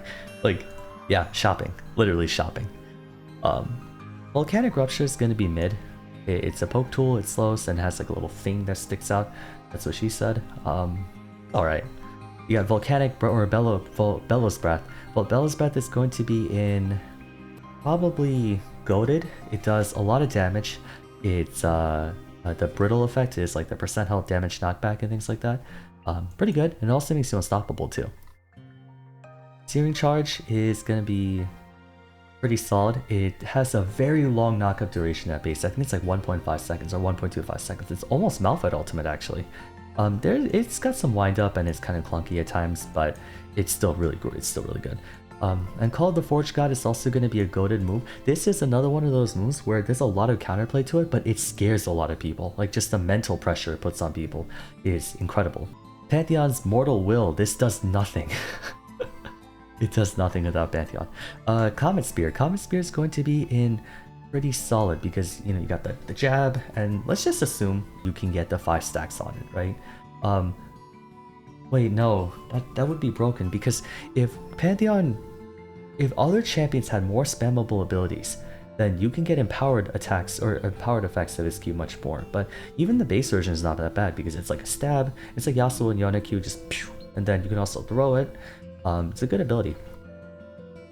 Shield Vault is gonna be goated. It's a point and click stun. A point and click dash stun. How many more of those abilities are there? I think this is like the best one. Maybe Maokai's W, but like I think Shield Vault is better. Aegis Assault is going to be goated as well. It's targeted direction invincibility. You can block a ton of damage, and this ability alone makes certain matchups unplayable for a lot of characters. Like Garen or Darius, like if they don't pull or silence you before you use it, then they can't ult. Grand Skyfall or Starfall. Grand Starfall is also going to be goated. It's a global teleport. It's not paranoia levels of good, but it's still really good. Probably also because it has the highest range out of any semi-global ultimate, I think. I'm pretty sure it's farther than TF's ultimate. Puppy, Iron Ambassador. Iron Ambassador is going to be in pretty solid. It's a good ranged harass tool, but the shield is not as consistent as Camille's. Got Hammer Shock. Hammer Shock is actually pretty solid. It does a lot of damage. Like, we're talking, I think, almost like 18% max health damage if you get hit by both of it. Steadfast Presence is going to be goated. This thing is good not just for the stun or the dash interruption, but also for the armor magic resist, the movement speed, and yeah, things like that. So it's pretty good. Got Heroic Charge is going to be in pretty solid. It's a very consistent dash and engage tool, and there are walls everywhere around the map. You can use it quite often. Keeper's Verdict is also pretty solid. I don't think you can really blame anything. Like now that they made it so the knockup doesn't make the target untargetable, like you can still attack them with it, there's more usage with this kit. Pike, Gift of the Drawn Ones. Gift of the Drawn Ones is going to be pretty solid. I don't like that you can't get max health, but it's still good because you get attack damage equal to a portion of bonus attack. or opponent bonus health rather. And the stored gray health is not that bad, but the fact that they nerfed it to make it only for like 2v2s or like 1v2, that's where it gets kind of difficult, but still, it's pretty good. Ah, come on, come on, come on, come on. Oh, we're almost there. Or not really, but we have to hurry up. Bone Skewer is worse IMO than the other hook abilities. Ghost Water Dive is a pretty solid ability still. I think it's good. Phantom Undertow is goated. Not really actually, because you do need to build lethality, but even with, well, assassins can use it, so goated. Then Death from Below is gonna be pretty solid, I think. Yeah, maybe not, or maybe higher. It could be higher. I'll put it in goated. This is a Royal Privilege. Royal Privilege is going to be... What the hell is this without the rest of her kit? Oh, basic attacks do additional things. Right, it's worse than Martial Cadence, so I will put it in booty. Then you got Ixtal's Edge. Ixtal's Edge is by itself? Wait, can you even use this without... Okay, yeah, you can use this without her W, but yeah. Alright, Terror Shape is... You just get the attack speed and then the dash, which is also kind of bad, so I'm gonna put that there. Audacity is gonna be probably mid. It's a dashing ability. Now, of course, Supreme Display of Talent, on the other hand, we're gonna be putting in goated, because that thing is great. It does damage, it is a huge AoE attack, and it does a lot. Harrier. Harrier is going to be in booty, because without the rest of Quinn's kit, it's not that great. Blinding Assault is also not that bad. I'm gonna put Blinding Assault in pretty solid. Heightened Senses is booty, because without Harrier, you can't get the full value of the attack speed and movement speed thing. Vault, on the other hand, we're putting in goated. It's a great ability, and it's so annoying. It's what makes Quintop so obnoxious. Then you have Behind Enemy Lines. I'm gonna put Behind Enemy Lines in pretty solid, because it gives you essentially super mobies. Rakan's Fey Feathers. Rakan's Fey Feathers will put in pretty solid. It's, in my opinion, not as good as Malphite's Granite Shield. Quill Feather, I think it's called, or Quill, Gleaming Quill? Bright Quill? I'm gonna put that in, put in mid. It's okay. Could be better. Grand Entrance, on the other hand, is gonna be goated. Then you have Battle Dance. Battle Dance is also going to be goated, because it's Lee Sin Safeguard, just not as good. Then we got the Quickness. The Quickness is busted. It's a Wombo Combo Ultimate. Rammus, Spiked Shell. This is booty. It is so useless. It's only good on him because it's armor based, but just get more. Yeah, like Powerball, on the other hand, I'm gonna put Powerball and goated. Powerball is great. Defensive Ball Curl is going to be in mid. It's alright. I mean, you don't get the... Actually, no, wait. You don't get the... Well, you get the Thornmail, the Armored Magic Resist, but you don't also get the Spike Shell damage bonus. Oh wait, you don't get Spike Shell at all. Never mind. Okay, so then I'm gonna put that in booty. Frenzying Taunt, on the other hand, is a goated ability. It's a point and click stun. Or a point and click... It's effectively a point and click stun. Even though, yes, it's only good on the fact that it's on Rammus, I still think the taunt is important. It's essentially stun. And then you have Soaring Slam. Soaring Slam is booty because you don't have the knockup that goes with it without Powerball. This is going to be Fury of the Zersai. It does not work without her Burrow. So Queen's Wrath is going to be mid. It's just 3 auto attacks, it does more damage. I think Skarnus is a little bit better, but there we go. Then you have Burrow, which can be used without... Burrow can be used without the rest of her kit. In which case I'll put it as pretty solid, because the vision control of like the tremor sense and then the knockup that comes after, it's not bad, and you can always attach a different dash to it, like let's say Wukong dash. Then you have Furious Bite. Furious Bite is a terrible ability without Fury, so I'll put it in Monkcast. Then you have Void Rush. Void Rush is going to be in goated. It is a point and click dash that is unstoppable and has execute. Ray Seeker is going to be in mid. It's a good seeking tool, as the name implies, but it doesn't really do that much after. I might even put it in booty. Then you have Unburrow.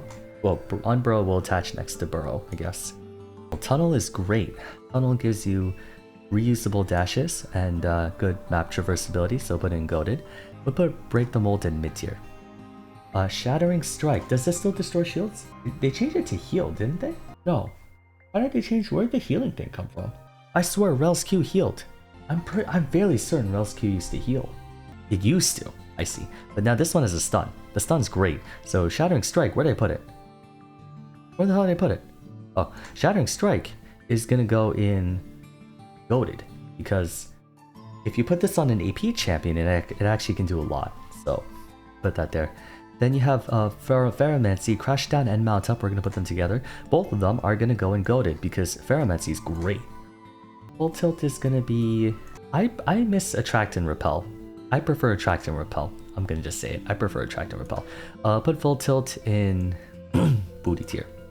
Magnus Storm will put in mid. It's better if we just had, like, you know, maybe Diana or something else like that. It would be better. Or any kind of AoE ultimate like Oriana or Malphite would be so much better than that. But there's functionality to it. Okay, alright, we're getting there. We're getting there. Oh my god, this is so long.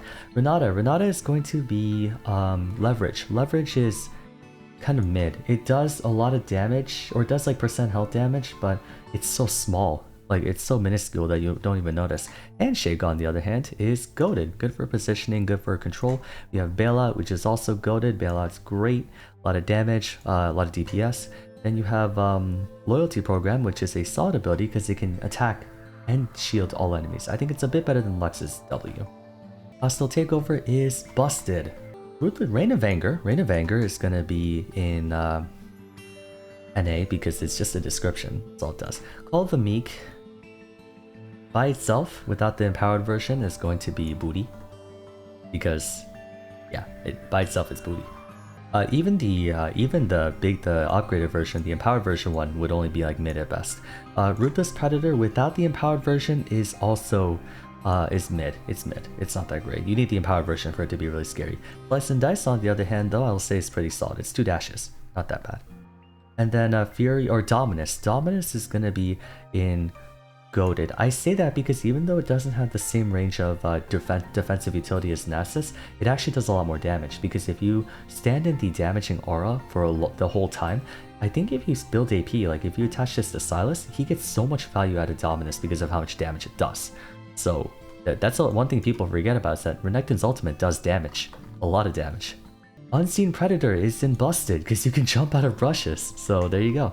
And then we have Savagery. Savagery is going to be in probably mid. Without the empowered one, you don't get that much out of it, but it is still damage and a short cooldown to boot.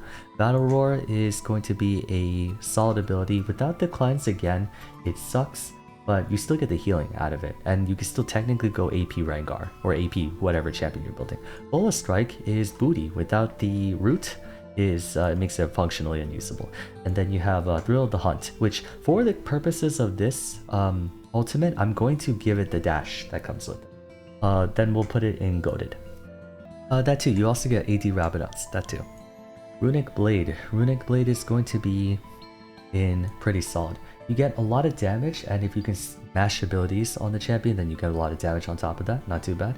Then you have Broken Wings. Broken Wings is going to be in goated. No complaints there. You have Key Burst. Key Burst is also going to be in goated because it's an AoE stun, which it's not as long as Lyssandra's Ring of Frost. Where is it? Right here. It doesn't have as long of a duration, but it's a full stun. Then you have Valor. Valor is a dash and a shield. I'm also going to put it in goated. And then you have Blade of the Exile, which in my opinion is actually not that great. I'm going to put it in mid tier. I think, actually, you know what? I'm going to put Rengar Savagery probably in booty. I say that because all it does is give you more damage and more attack range, and then I think it gives you more attack range on your Q and W as well, maybe. But the Wind Slash, you're essentially only getting attack damage and Wind Slash. Aatrox's ultimate is so much better. Let's get Aatrox's ultimate. Junkyard Titan is usable without Rumble. No, it isn't, because it's no, you can't use it. Flame Spitter at base is still a good ability. It sucks to not have the empowered version, but it's still a decent ability. Then you have Scrap Shield, which is a terrible ability by itself. I might even put it here, but there's still usability to it. Electro Harpoon, on the other hand, does have usage because Electro Harpoon does shred MR, which is not bad. Then you have Equalizer. Equalizer's busted. It's one of the best teamfight abilities in the game, and the fact that it has such a long range is what makes it so good as well. Rise. Arcane Mastery. You get more mana for your AP. It's booty. Like, you don't need that. Not that many champions need this passive, if at all. Overload is a booty ability. It does have the property of resetting if you use any of your other abilities, so it'll still carry on over to a different champion, but without the EQ bonus, it doesn't do that much. Well, you do still get the movement speed as well. Maybe mid? Put it in mid tier. Rune Prison without the E makes it a terrible ability, and then Spell Flux without any of the other abilities makes it a terrible ability. So, or no, wait, Spell Flux, could we make it so any other spell that marks that hits the flux also does a spread damage? Because in that case, it would be here. Because imagine if you could do this with what's an ability, like a single target ability, like any Q. You do any Q, or like LeBlanc, like when LeBlanc had like she had the old sigil mouse. Then like Spell Flux can cause that jump to do the same thing, right? Or is that just oh, never mind. That's only an overload thing. Yeah, only overload has to do it. So then in that case, Moncast, it's a terrible ability. Realm Warp, I'm gonna say booty. It has usage, even without the damage bonus on the Q, but it's still just not that great. Okay, so Daredevil Impulse can be used without the rest of Samir's kit, but it's not that great. I'm gonna put it in booty. I think you get movement speed and then the follow-up on any CC, but that's it. Then you got Flare. Flare is a good ability though, because it can give you an AoE attack that it gives you an AoE attack in a bullet for a short cooldown, and I think it also has it has no mana cost, right? No, it does have a mana cost. Never mind. We'll put it in mid then. We have Blade Whirl. Blade Whirl is going to be in Busted. No complaints there. Then we have Wild Rush. Wild Rush is going to be in pretty solid. It does have the reset mechanic as well, which makes it not too bad.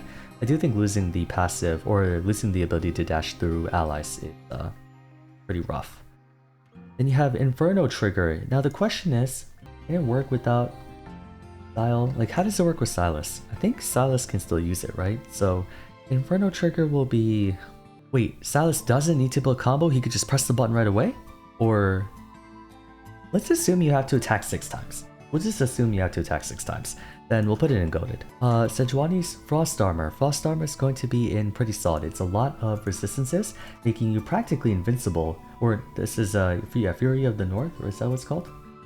It used to be Frost Armor, but it does give you a lot of resistances, which makes her effectively...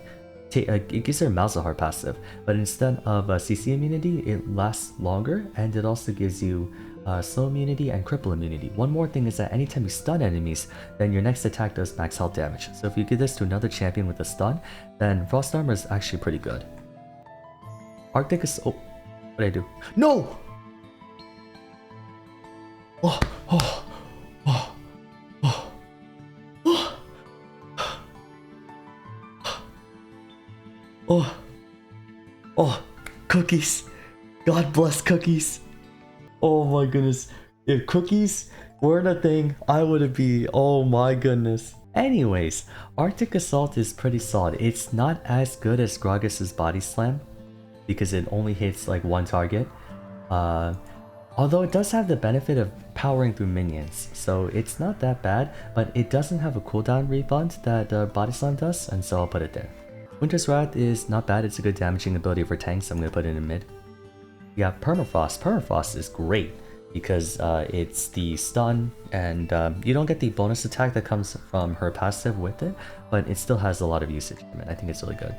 Glacial Prison. It's a ranged... it used to be a ranged Malphite ultimate, now it only hits one person, but it's still a good ability. It's a projectile. It's kind of the same thing as... it's a weaker version of Nautilus ultimate, I think, but it's much faster. So, Absolution. Absolution is going to be in Busted. You get... tons of different things. There's so much. It's a better Jhin passive, essentially. Then you get Piercing Darkness. Piercing Darkness is pretty solid. It's not that great, not that bad. And it does a little bit of everything. Can't really ask for more. You get Last Embrace. Last Embrace is going to be in Goated. It is an AoE CC. Could be pretty good. I still think it's not like as good as like other ones, but it is an AoE CC for a long duration as well. You gotta respect it. Then you got Curse of the Black Mist. Curse of the Black Mist is going to be in mid. It's alright. Then Dawning Shadow is going to be in mid as well. Of all the... Actually, no, I'll put it a bit higher. It's not quite as good in my opinion as Super Mega Death Rocket, but it does have the added benefit of protecting your team. Not just damaging the enemy, but protecting your team. Stage Presence, busted. You get to double cast any of your abilities. Like, there it is. High Note, without Stage Presence, is a booty ability. Same with Surround Sound. Surround Sound without Stage Presence is a booty ability. Beat Drop without Surround Sound is a booty ability.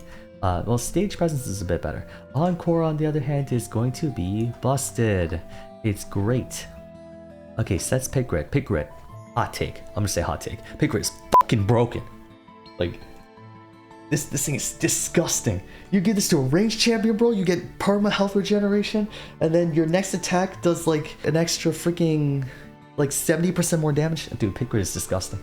It is crazy. This is like Akshan passive, but like this is just as good as Akshan passive. I don't care what anyone says.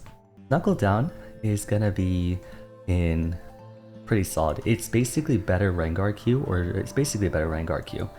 Because you get 2 attacks, but the attacks do max health damage, and you also get movement speed. Haymaker. Haymaker's gonna be in busted. Other champions could use this so much better. If you have a point and click stun, or like an AoE stun, and Haymaker, dude, Haymaker's disgusting. And then you got Facebreaker. Facebreaker's a good ability. It's still a good ability, and it's got a lot of teamfight value to it, and you can also find champions to position yourself really well with it. Showstopper is gonna be in Goated. It turns the enemy's frontline against them. That is so valuable. And it has a lot of usage too, and outplay potential.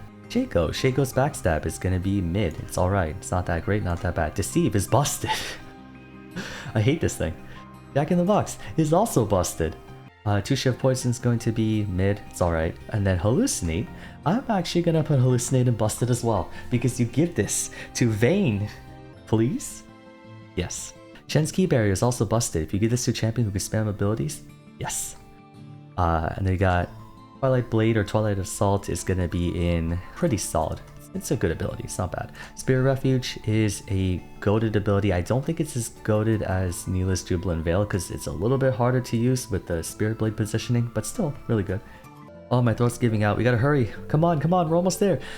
Twilight or Shadow Dash. Shadow Dash is going to be in goated. It's an AoE stun or AoE taunt, and it can pass through minions as well. It's really good. Then you got Stand United is busted. One of the best abilities in the game, period. Shyvana, Fury of the Dragonborn, is Monk-ass. It's so bad. Twin Bite, I'll put Twin Bite in mid. I think mid's acceptable. Burnout, we're gonna put it also in mid. It's acceptable. Flame Breath, we can put it also in mid. It's acceptable. And then Dragon Ascent is the dash and then the healing, or the dash and then the max health increase, and attack range. I'll put that in mid. Shyvana's key is just that mid individually. Singed, Slipstream. Noxious Slipstream is going to be in pretty solid. A lot of champions can make use of it. You got Poison Trail. Poison Trail is going to be in goated. This move is crazy. It is so good. You got Mega Adhesive, which is also a pretty solid ability. Then you got Fling, which is a goated freaking ability. This thing is crazy good. Like, Singed is such a stupid broken champion. If we just look at an individual, but dude, Insanity Potion? Insanity Potion's goated. He has such a good toolkit, but when you put them together, it has such a degenerate playstyle that it just doesn't result in a good champion. Sion's Glory and Death is, I'll say mid. It's an okay ability, but you gotta build a lot of health for it to actually matter, and a lot of champions don't. Decimating Smash, I'm gonna put in pretty solid. It's a good wave clear tool, area control tool, harass tool. It's a CC tool. It's a great tool. Soul Furnace is busted. It is so broken, bro. Holy crap. You get this to a champion with good wave clear? Ooh. Here we go. Roar of the Slayer is going to be mid. It's alright. And then Unstoppable Onslaught is also going to be mid. Okay, Silver, Fleet of Foot. Fleet of Foot's going to be in, probably booty. I actually don't think it's that great. Boomerang Blade, however, is a solid ability. It does a lot of damage, and it has a lot of range and coverage.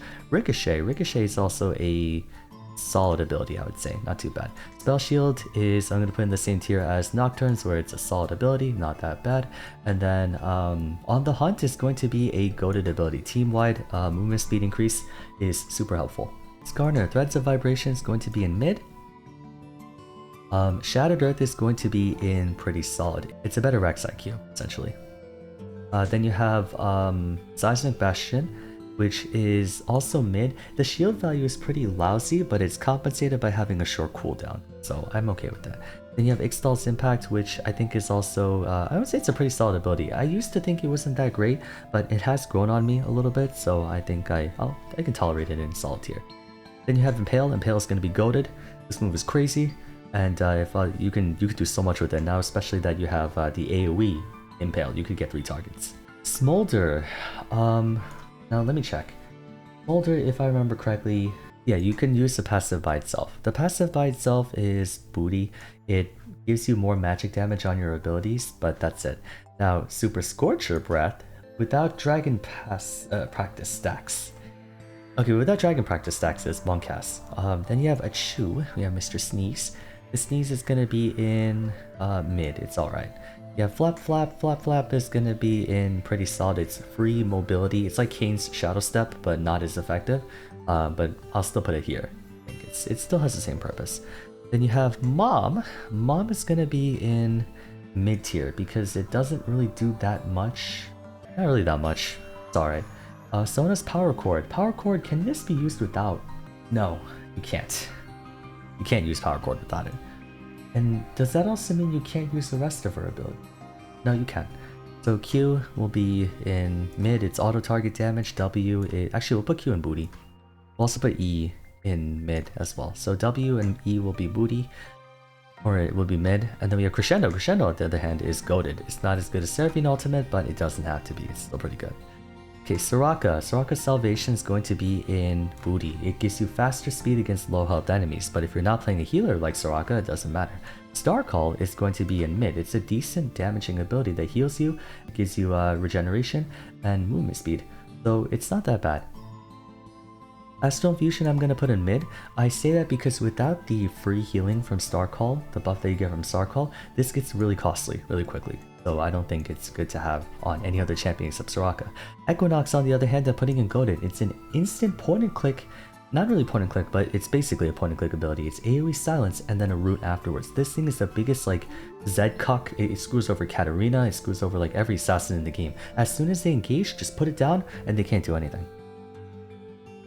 Wish, on the other hand, is busted. AoE full team heal. Can't go wrong with it. Okay, Swain, Ravenous Flock. Can this work outside? Yes, you can. Because it has the death thing. But without the E, without W and E, it's terrible. So, Q is a solid ability. It's a lot of damage, low cooldown, and yeah, it's a lot of damage at low cooldown. Good AoE. W is mid. It's okay. It's good for vision control. The slow and stuff. It can help assist allies if you're like ganking or whatever. It's not that bad either. So it's not too bad. Never Move is going to be in mid. Also not too bad if you can get an AoE root technically, so there's usage from it. And then Demonic Ascension. Demonic Ascension no longer relies on his passive, so technically speaking you can put it here. I'm going to put it in goated because it's AoE damage, it's healing, and as long as you're in combat you'll still be able to, or as long as you're damaging an enemy champion, it can last forever. And they changed Demon Flare to where now you can have it, what's it called? You can recast Demon Flare every so often. So it's a really good ability. Okay, then we have Silas. Petricite Burst is going to be in goated. It is AoE damage upon using abilities, and if you have a champion who can spam abilities, you get a lot out of it. It's basically Riven's Q. Where's Riven's Q? Or Riven's passive, but better in my opinion because it's AoE damage. And then you have Chain Lash. Chain Lash is going to be in... I'm going to put it in booty. It does do a lot of damage. I know it can do a lot of damage with the explosion. Or actually, if you have a follow-up, like a stun, then yeah, then the Chain Lash is guaranteed. So mid, I'll put it mid. It has a lot of AP. I think it's like 130% AP ratio or something. Kingslayer is goated. A lot of damage. Abscond and Abduct is also goated. And then we have Hijack. Hijack is busted. It doesn't matter what combination of ultimates on the enemy team, you get 5. So it's 5 ultimates at any time. If you like average them all together, then eventually it turns into a really good combo. So Indra, Transcendence can be used outside of her kit, and it gives AP and it does a healer or restores mana. Okay, never mind. I'm putting this in goaded because it's doing any amount of damage. So if you give this to like Cassiopeia, then she just gets to max out splinters instantly. Dark Sphere without the context of the rest of her kit, it's kind of booty. To be honest, there are better damaging abilities out there. Force of Will is gonna be mid. Probably mid, there's still usage from it. And then Scatter the Weak is also a booty ability. Without the stun that you can attach to it and the range extension from a Dark Sphere, it doesn't do anything. Then you have Unleash Power is also mid. It still does a lot of damage even if you have only 3 orbs, but it's just not that great unless you have more orbs. Tom Kench, Acquired Taste, does nothing, right?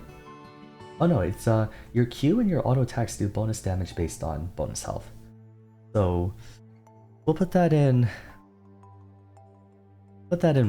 mid, I guess. If you built a lot of health, you can probably do a lot of damage, so we'll put that there.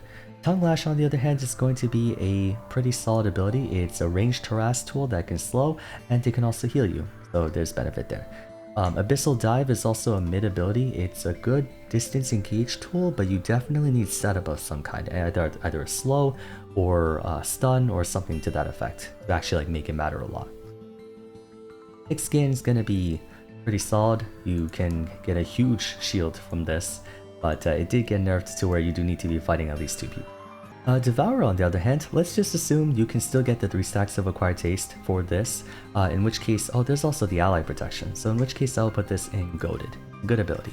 Talia's Rock Surfing is a mid ability. There's application for it and it's good for macro and tempo, but it's overall a niche ability. Dreaded Volley, on the other hand, I'm going to put in goaded because it's actually really strong and it can be used outside of Talia's kit. Seismic Shove is a booty ability because without the Unraveled Earth, it actually does no damage. It's just a directional knock somewhere, right? So you might as well just take a different CC ability at that point. Seismic or Unraveled Earth is going to be in goaded. Ever since they made it so you stun targets if they dash through it, you can still use it without. You can use this and then like use Darius E or any other kind of pull ability. Like you can use Talia W. Or no, Unraveled Earth is E. So you can use Talia E with some other like hook ability, let's say like Blitzcrank or something, and it will work. When you check what Kiana W does, it's so much more than an attack speed buff and a dash. While holding an element, Kiana gains bonus attack speed and attack range, as well as bonus magic damage on her basic attacks and basic abilities. Yeah, but you can't use any of your basic ability. You don't have Q. I guess you get a decent amount of on-hit magic damage, but like, wait, hang on a second. Wait. You are right, because bonus attack speed, as long as you're holding an element, and you're never gonna lose the element, because you don't have the Q. So if you give this to, and it also applies on a build, you're right. Actually, you're right. Hold on a second. You are correct. You are 100% correct. There's still so much abusability with this ability. Hang on a second. Yeah, like wait, yeah, you're right. That's a lot of bonus magic damage, a 45% AP ratio also. Wait, you are absolutely correct. Thank you. I underestimated that. Thank you for for urging me to check that again, because yeah, I actually completely underestimated that. Good call. All right, let's keep going. Weaver's Wall. Weaver's Wall is going to be in mid. It's okay. There's use cases for it, but not really. Then you have Blade's End. Blade's End is just attach 3 abilities or damaging abilities onto an enemy champion and they'll take bonus physical damage. It's a lot of physical damage, so we'll put it in pretty solid. Or I might even put it in Goaded because it's easier to apply than on Talon. Noxian Diplomacy is going to be in probably pretty solid. It's a good damaging tool that can also do a lot if it's in point blank range. So, also, if he kills the target with it, it reduces the cooldown and he can heal. So there's more usage out of that. Rake, the old Rake used to be a lot better. The new Rake, not so much. We're gonna put Rake in mid, but then of course Assassin's Path is broken. Put in busted tier. Then we have Shadow Assault. Shadow Assault's going to be in, I think, probably pretty solid. It's good for stealth and damage, but I think outside of Talon's kit, it's not as impressive. Okay, here we have Bravado. Bravado is going to be in busted. It's cooldown reduction across your entire kit, or just casting abilities. Very good. Charlotte's Touch is a awful ability. It is an awful ability without the help of Bravado, so we'll put it in Monk cast. Then you have Bastion. Bastion, on the other hand, is busted because it can cause your ally to also do the same ability you're doing, assuming it's applicable. Dazzle's a good ability, I'll put it in pretty solid. And then we have Cosmic Radiance. Cosmic Radiance is going to be in busted. So Tarek is another champion with 3 busted abilities. Okay, Teemo Guerrilla Warfare is a booty ability, if not Monk cast. I might actually put it in a Monk cast because you can't do it. There's not much usability for it. Even on Teemo, there's not much usability for it. Blinding Dart, on the other hand, is going to be goated. It is a big middle finger to any auto attacker for 3 seconds. Can't go wrong with that. And then you have Move Quick, also a terrible ability, don't bother. Toxic Shot, on the other hand, is not bad. I'll put it in mid tier. Noxious Trap, however, is busted. It is so much damage in the late game, you have to respect it. Thresh, Damnation. Damnation's gonna be in mid. It's not as powerful as, let's say, Senna. I think Senna's Absolution is still better. Then you got Death Sentence. Death Sentence is going to be in probably busted because you can either use it as a lockdown tool or as an engage tool. Then you got Dark Passage, which is also busted. I think a lot of usage can be done with it, or I'll put it in goated. I don't think it's like game breaking per se. You got Flay. Flay's also goated ability. And then you have the Box, which ironically I consider Box to be his least valuable ability. If it had crowd control on it, then maybe, but the slow, not that great. Okay, over here we have Tristana's Draw Bead. Draw Bead I'm gonna actually put in goated because if you apply this to a Caitlyn, she gets like 850 attack range and does something crazy. Although she does need headshot, but still, you get the idea. Rapid Fire I'll put in mid. It's just an attack speed buff. It's a good attack speed buff, and especially after they raise the attack speed cap to 3, it applies even more to her, but I think it's alright. Okay, I actually have to go somewhere, and I have to go somewhere in about 20 minutes, so I have to hurry up. Here we have Rocket Jump. Rocket Jump is going to be in goated. It's good because it has the reset mechanic attached to it, and it also has good range, so you gotta respect that. Explosive Charge we'll put in mid. It's a decent damaging ability if you can stack it up, but it's not that influential. Buster Shot, same thing. It's alright. It can be a disengage tool, but there are better ones out there. Here we have King's Tribute. King's Tribute is booty. It's not as bad as Carnivore, in my opinion, because it does scale, but I still don't think it's that relevant. Then you have Chomp. Chomp is a decent ability. It does damage. It does a lot of damage, has a short cooldown, and it increases your attack damage and it drains the enemy's attack damage. So it's one of the better ones out there. Frozen Domain is incredible. It does a lot more for other champions, in my opinion, than Trundle. And even on Trundle, it's what makes him so threatening. Pillar of Ice is also a goated ability, or not a goated ability, I'll put it in solid. It's better than Anivia's wall because it comes with the knockup and slow, so you can use it for like Yasuo, or you can use it for just general coverage. What does the question mark tier mean? It just means these abilities could either be really good or really bad. The value fluctuates too much. Trundle Subjugation, on the other hand, is busted. It makes you almost impossible to 1v1. It's one of those abilities that, like, in a 1v1 scenario, you basically lose. The knockup, it does come with the knockup, More, but it's not as easy. You have to, like, literally be mashing the key on Yasuo to get the knockup. Tryndamere's Battle Fury. Battle Fury gives crit strike chance. Put it in pretty solid. Some champions could actually abuse it quite well. Bloodlust, I'm going to put in pretty solid. I say that because even though you can't generate Fury without the passive, so the healing is bad, you still do get a lot of attack damage. So actually no, without the healing, I'll put it in mid. Mocking Shot will put in mid as well. Reducing attack damage is actually a big deal on Tryndamere's. People forget that W is not just a slow if you're facing behind him or if your back is to him, it's also the attack damage reduction. Spinning Slash is going to be in mid. It's an okay dash ability, but Undying Rage is going to be in busted. Okay, Twisted Fate's Loaded Dice, and I'm gonna put it in booty. Yes, more gold if you kill enemies, but you'd rather have an actual combat passive. Wildcards. Wildcards are gonna put in probably mid. It is the longest range regular skill shot in the game, like regular damaging poke tool in the game, but it's so slow that you need a point and click lockdown to actually like land it. Now Pigna card, on the other hand, is gonna be in busted. because giving any champion opponent quick stun and infinite mana is very nice. Stack deck is gonna be booty, it's not that great. Destiny is busted. Busted tier, no complaints there. Okay, Deadly Venom. We're gonna give Deadly Venom a goated rating because if you give this to a mage who can apply this much more easily, like Cassiopeia or something, then they can definitely put it to good use. Ambush is gonna be in goated tier. A lot of champions can use it, and I think they can abuse it quite well. We're gonna have Venom Cask. I'm gonna put in Monk Cask. I say that because without Deadly Venom, this thing is actually not that great. Well, the slow scales with AP, so maybe we can put it in booty, but it's still not that valuable. Spray and Pray we're gonna put in pretty solid. It's a good damaging bonus for other champions besides Twitch, like other AD carries could use it. Imagine Jinx with Spray and Pray. So I think there's merit there. I might even put it in goated tier. Oh no, that's not Spray and Pray, that's Contaminate. What am I talking about? Okay.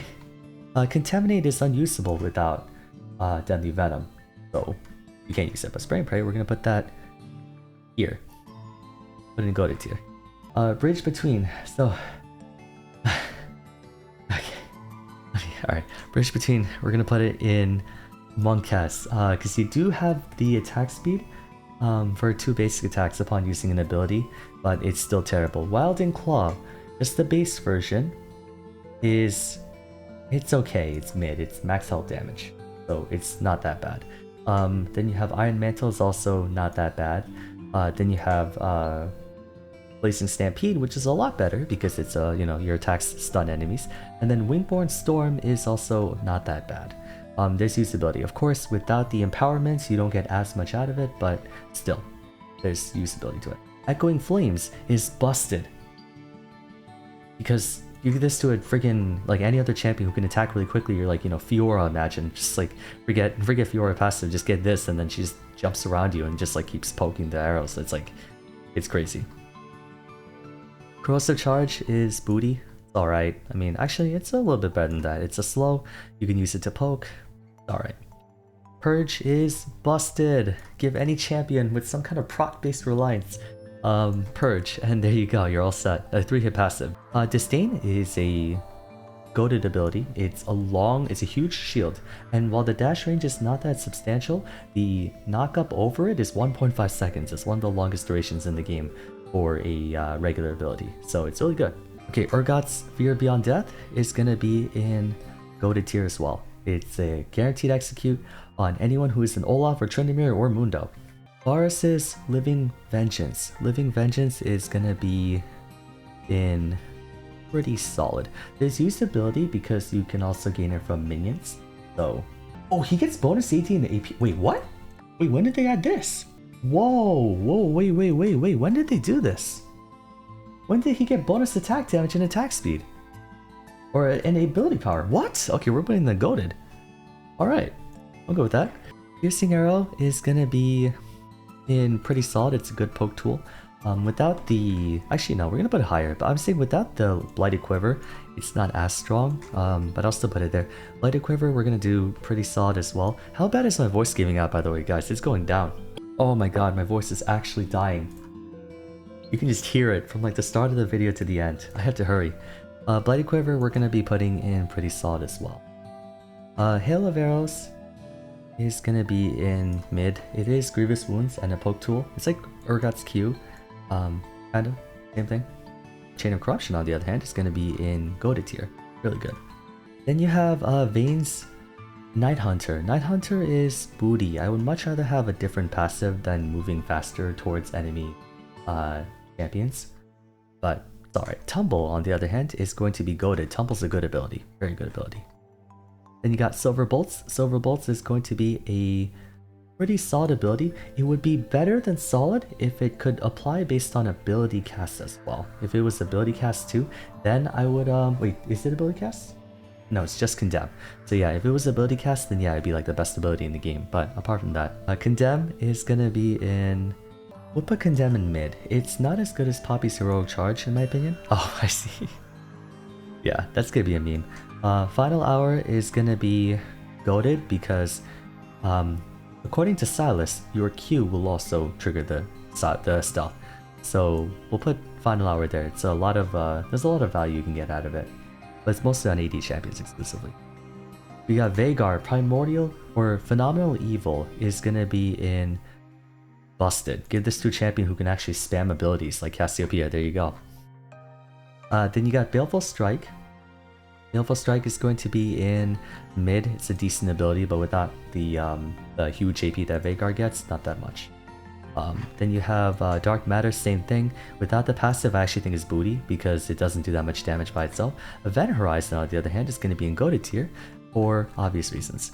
Then you have Primordial Burst. Primordial Burst is going to be in pretty solid. Without the insane amount of AP that Veigar gets, this actually is not that strong. There are better executes out there.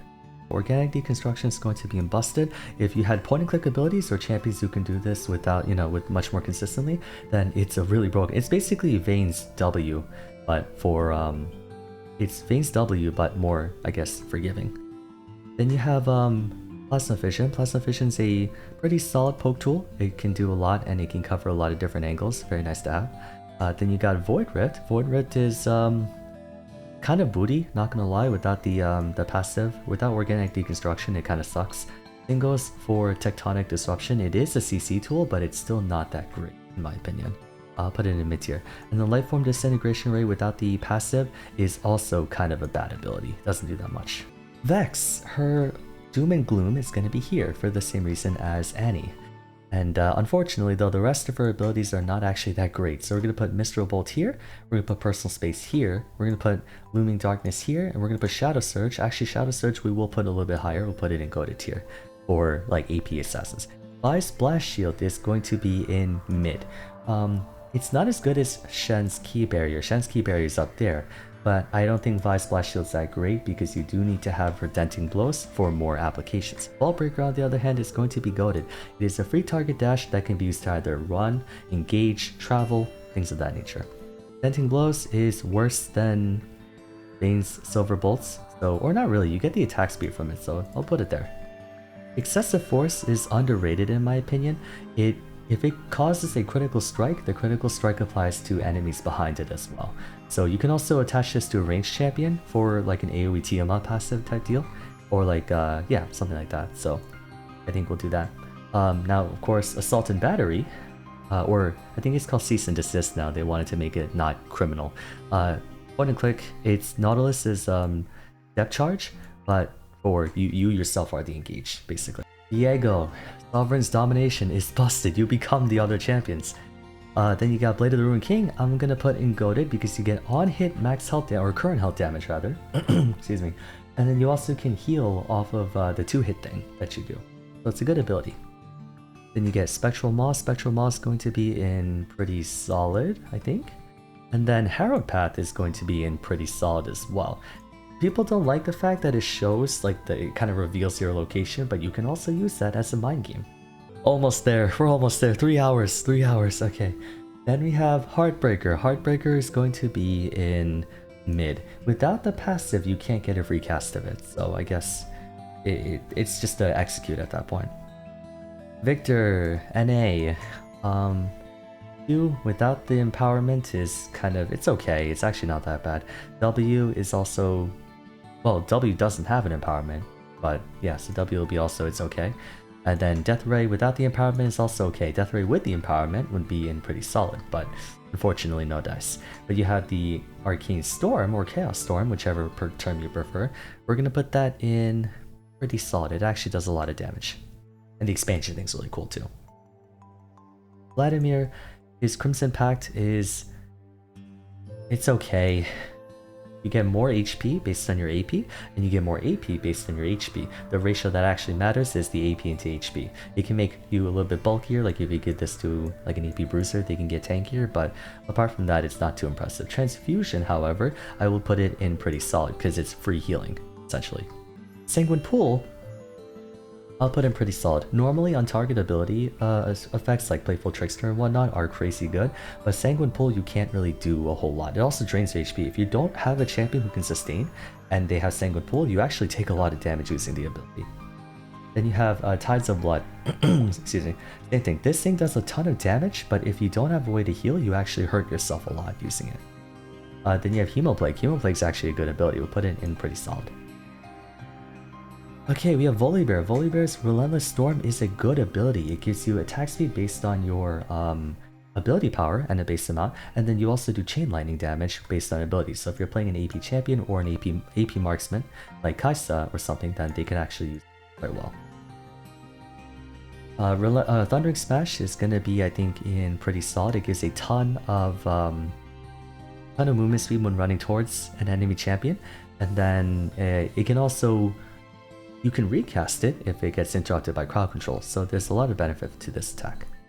Frenzied Maul is also going to be in pretty solid, I would say. It does a lot of damage, it can heal you, and has a short cooldown.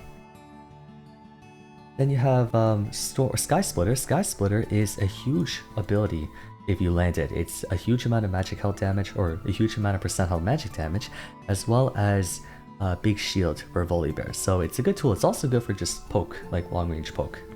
Then you have Stormbringer. Stormbringer is going to be, I'll say,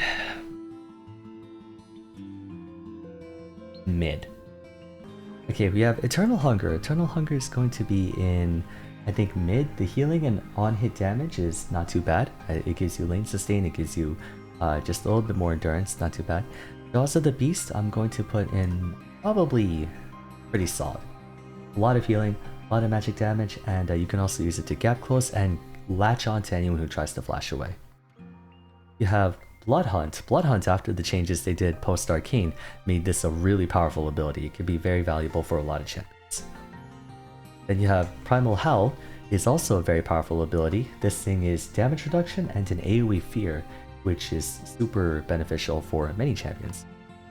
And then Infinite Duress, I'm going to also put in Goated. It's a unstoppable dash, which means you can use it to bypass certain CC or ignore it altogether, and then you can of course latch onto someone, do damage, suppress them, and heal them. Okay, Wukong's Stone Skin. It's mid. It gives a lot of armor, believe it or not, like more than people expect it to, and a lot of health regeneration, but you don't usually see it too much on some champions, but I think you could still make use of it. Crushing Blow is going to be in solid because it's armor reduction, it's an extended range attack, and you can also reduce the cooldown with attacks. Warrior Trickster is going to be in busted because your clone can also use the same auto attacks and stuff that you do. You give it to a ranged champion like Vayne, there you go.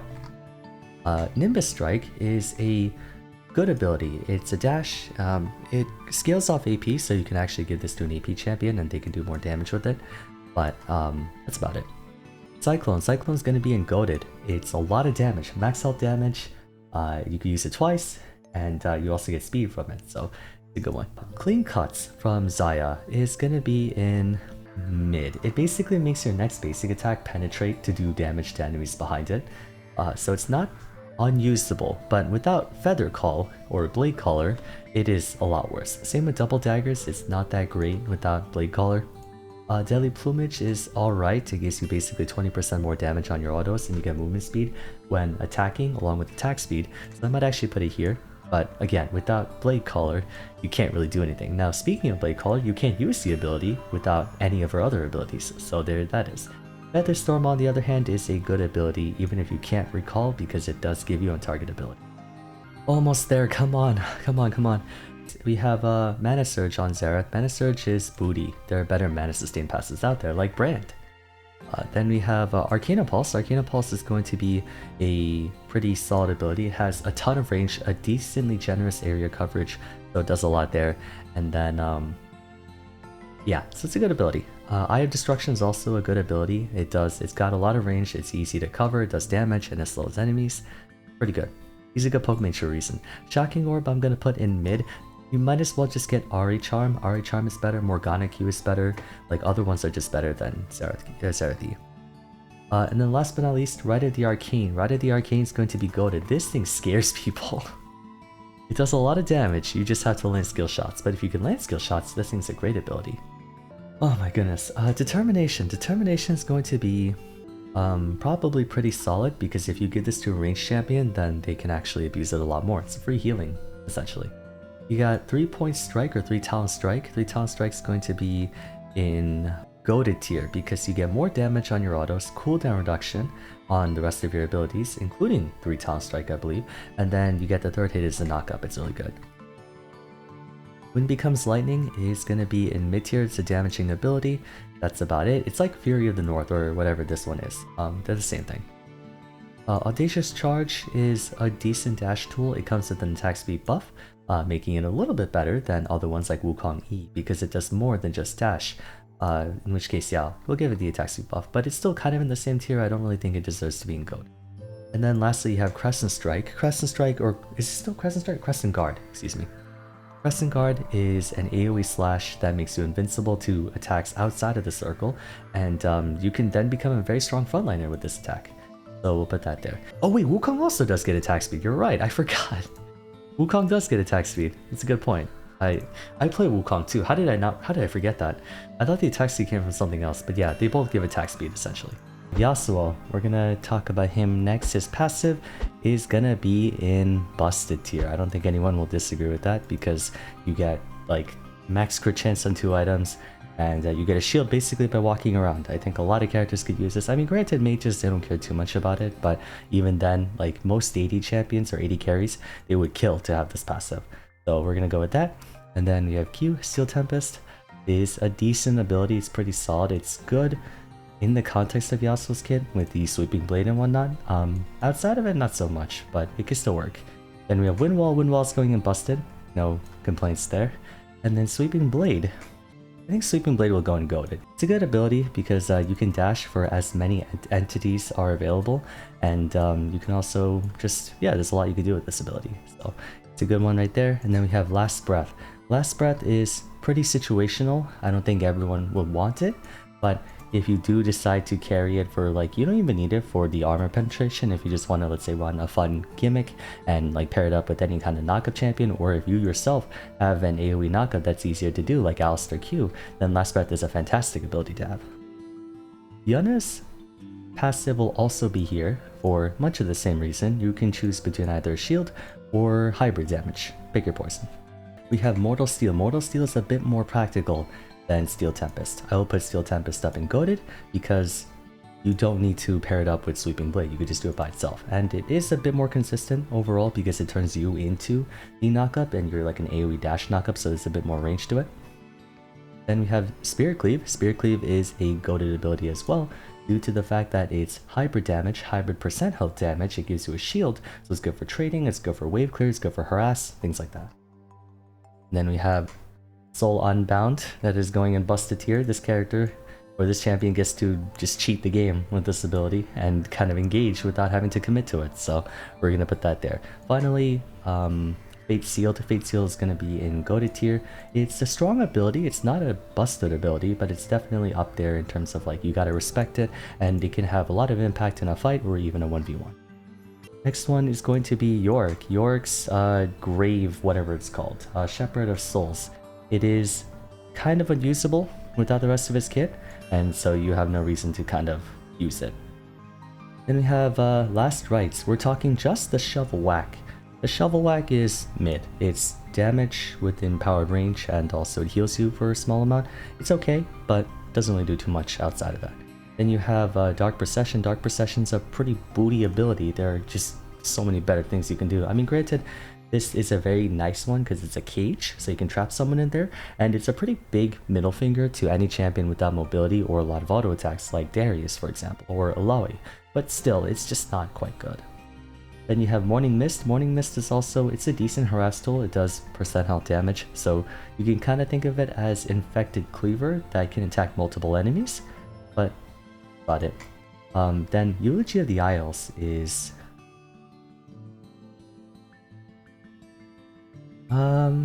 does it come with the ghouls? That's the question. Like, if Silas were to take this ability, does he also get to summon ghouls that die, or is it just the maiden by itself? I'm not sure. I've never seen that application before.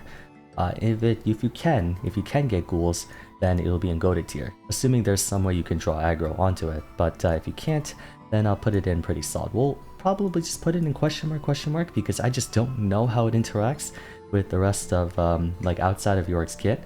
So we'll put that in there for now. Okay, Yumi. This is Feline Friendship. This is the... Okay, so she auto-attacks and it heals now instead of restoring mana. But you can't use it without her W. So that goes there. Crawling Projectile is a fine ability. Nothing too impressive about it, but it's also not an egregiously offensive ability either. Then you have You and Me. So You and Me is going to be busted. Because imagine giving this to an attacker, right? Like giving this to a Vel'Koz, and then just having him perfectly protected. We're giving this to an ADC. Well, you can't attack on Yumi, so it'd have to be abilities. So giving this to a mage and then attaching them to like the tankiest champion on your team, it's free. This ability just cheats the game. So I think we'll put it in busted tier. Zoomies, again, well, you could use it for yourself, I guess. So if you use it for yourself, then we'll put it in pretty solid tier, I think, because it's a shield and movement speed and attack speed. I believe it's all of them, right? Yeah. So it's okay. Maybe it could be a bit better because it is a defensive ability and offensive ability in one. With the attack speed and the movement speed, we could put a bit more into that. And then Final Chapter. Final Chapter is going to be a solid ability. I think most people would much rather have the actual, like, you know, Seraphine Encore or Sonic Crescendo than this, because Final Chapter does heal, but it doesn't have the CC anymore. So I think it's better if you just take the CC. Zac Cell Division. Cell Division will go into busted tier. Every time you cast an ability, you get a blob. You know how much healing that is? You give that to any kind of champion who can spam abilities forever, and unlike Zac, they don't have to pay a health cost. So you just get free health by existing. And it comes with a death passive attached to it. So this is by far the best sustainability in the entire game, because you just get 5% or 4% max HP by using abilities. You get this to Cassiopeia, just and then blobs come everywhere. So there you go. Alright, Stretching Strikes is going to be in goated tier, because it's percent health damage, your health damage, and then you can attach it to two people and then knock them together. So it's good CC, it's good harass, and it's just a good ability overall. It's good for crowd control and everything else. Much better than the original Stretching Strikes, which was like this, like the double punch that did like nothing. So it's a lot better. Unstable Matter, kind of mid, because if you can't pick up blobs to reduce the cooldown, and if you also don't have a way to sustain, then this actually hurts you a lot more than helps. So we'll put it in mid, maybe a little bit worse actually, like here. Then we have Elastic Slingshot. Elastic Slingshot's gonna go and goated. It is one of the best engage tools, period. Or especially a basic ability. Like, this is one of the best engage tools in the game, and it's also a very fun ability, so I think people will be pretty happy to have it there. And then finally, Let's Bounce. Let's Bounce is going to be in pretty solid. It could potentially be like Gragas' Explosive Cask, where it can grief your team, but usually people don't complain about Zac's ultimate doing that too much, so I think we'll put it there. Dead's Contempt for the Weak. It is a stronger version of Martial Cadence, but only against champions below a certain amount of health. I'll put it in pretty solid. It's a very consistent passive, good for last hitting, and good for just getting a bit more damage against low health enemies. Razor Shuriken. Razor Shuriken is going to be mid. I say that because you can only fire one. Without Living Shadow, you can only fire one. And this is one of the few projectiles in the game that does less damage after the primary target. In which case, you're better off just having like Darkened Daggers, for example, which has no mitigation against succeeding targets, and it heals and does a lot more. So I would go with that. Now Living Shadow, on the other hand, is going to go in busted, because very similarly to Tyrik's Bastion and Wukong's Warrior Trickster, you can summon a thing and then use any other ability you want that isn't a point and click. So if you want any skill shot, for example, like Aatrox Q, you throw out Zed Shadow, you just do 2 Aatrox Qs. It's insane. So Living Shadow is definitely a pretty broken ability that I think every champion can in some way, shape, or form abuse. Shadow Slash, on the other hand, is booty. Pretty lame ability and very lousy. Even in the context of Zed's kit, it's not that great, but if you, without the Living Shadow, it loses even more utility. Like, you're better off just taking even Mbessa E, for example. Deathmark, on the other hand, because it does come with a shadow of its own, is going to go unbusted. So, same properties. Okay, Zeri's Empowered Basic Attack? No, that's going in not applicable because, well, no, that's going in not applicable, I think. Burst Fire, on the other hand, is busted. Burst Fire is insane. It's just an infinitely better Ezreal Q because they can critically strike. I believe you can't stack Muramana with it, but still, it's just really freaking good. Like, Burst Fire will make so many champions ridiculously overpowered if they had. Ultra Shock Laser, solid. A solid ability. I think I put Jinx's W. I think I put Jinx's Zap in Goated. Let me check. No, I didn't. Yeah, so it's a solid ability. Very similar function to Jinx's W, but with more potential upside in exchange for potential downside as well. Then you have Spark Surge. Spark Surge is it's an okay ability. It's good because it can dash much further than other dash abilities, but without the empowerments to burst fire and things like that, it's kind of a, you know, it's okay. Like it's, maybe I might put it here. It's not as it's definitely a caliber above Graves and Lucian, but it's certainly not like up here compared to, like, you know, you don't have other dash abilities like Heroic Charge or, you know, Kha'Zix's Leap, which have a little bit more usability to them. This one's a little bit more situational. Lightning Crash. Lightning Crash is gonna go in mid. All you're really getting is the explosion. Oh no, you do still get the movement speed. As long as you apply abilities to enemies, then you can still stack up the movement speed. When you combine the explosion with that, then Zeri might actually, or other champions might be able to use Lightning Crash better than Zeri. So I might actually put it closer to Goated because, yeah, like if you have someone with point and click abilities, then they can definitely put, they can definitely maintain the overcharge a lot more. Or someone who can apply rapid applications of abilities, like let's say, not Mordekaiser. Who's the champion that can? Riven, maybe? But she would build AD. Has to be an AP champion, but you get the idea.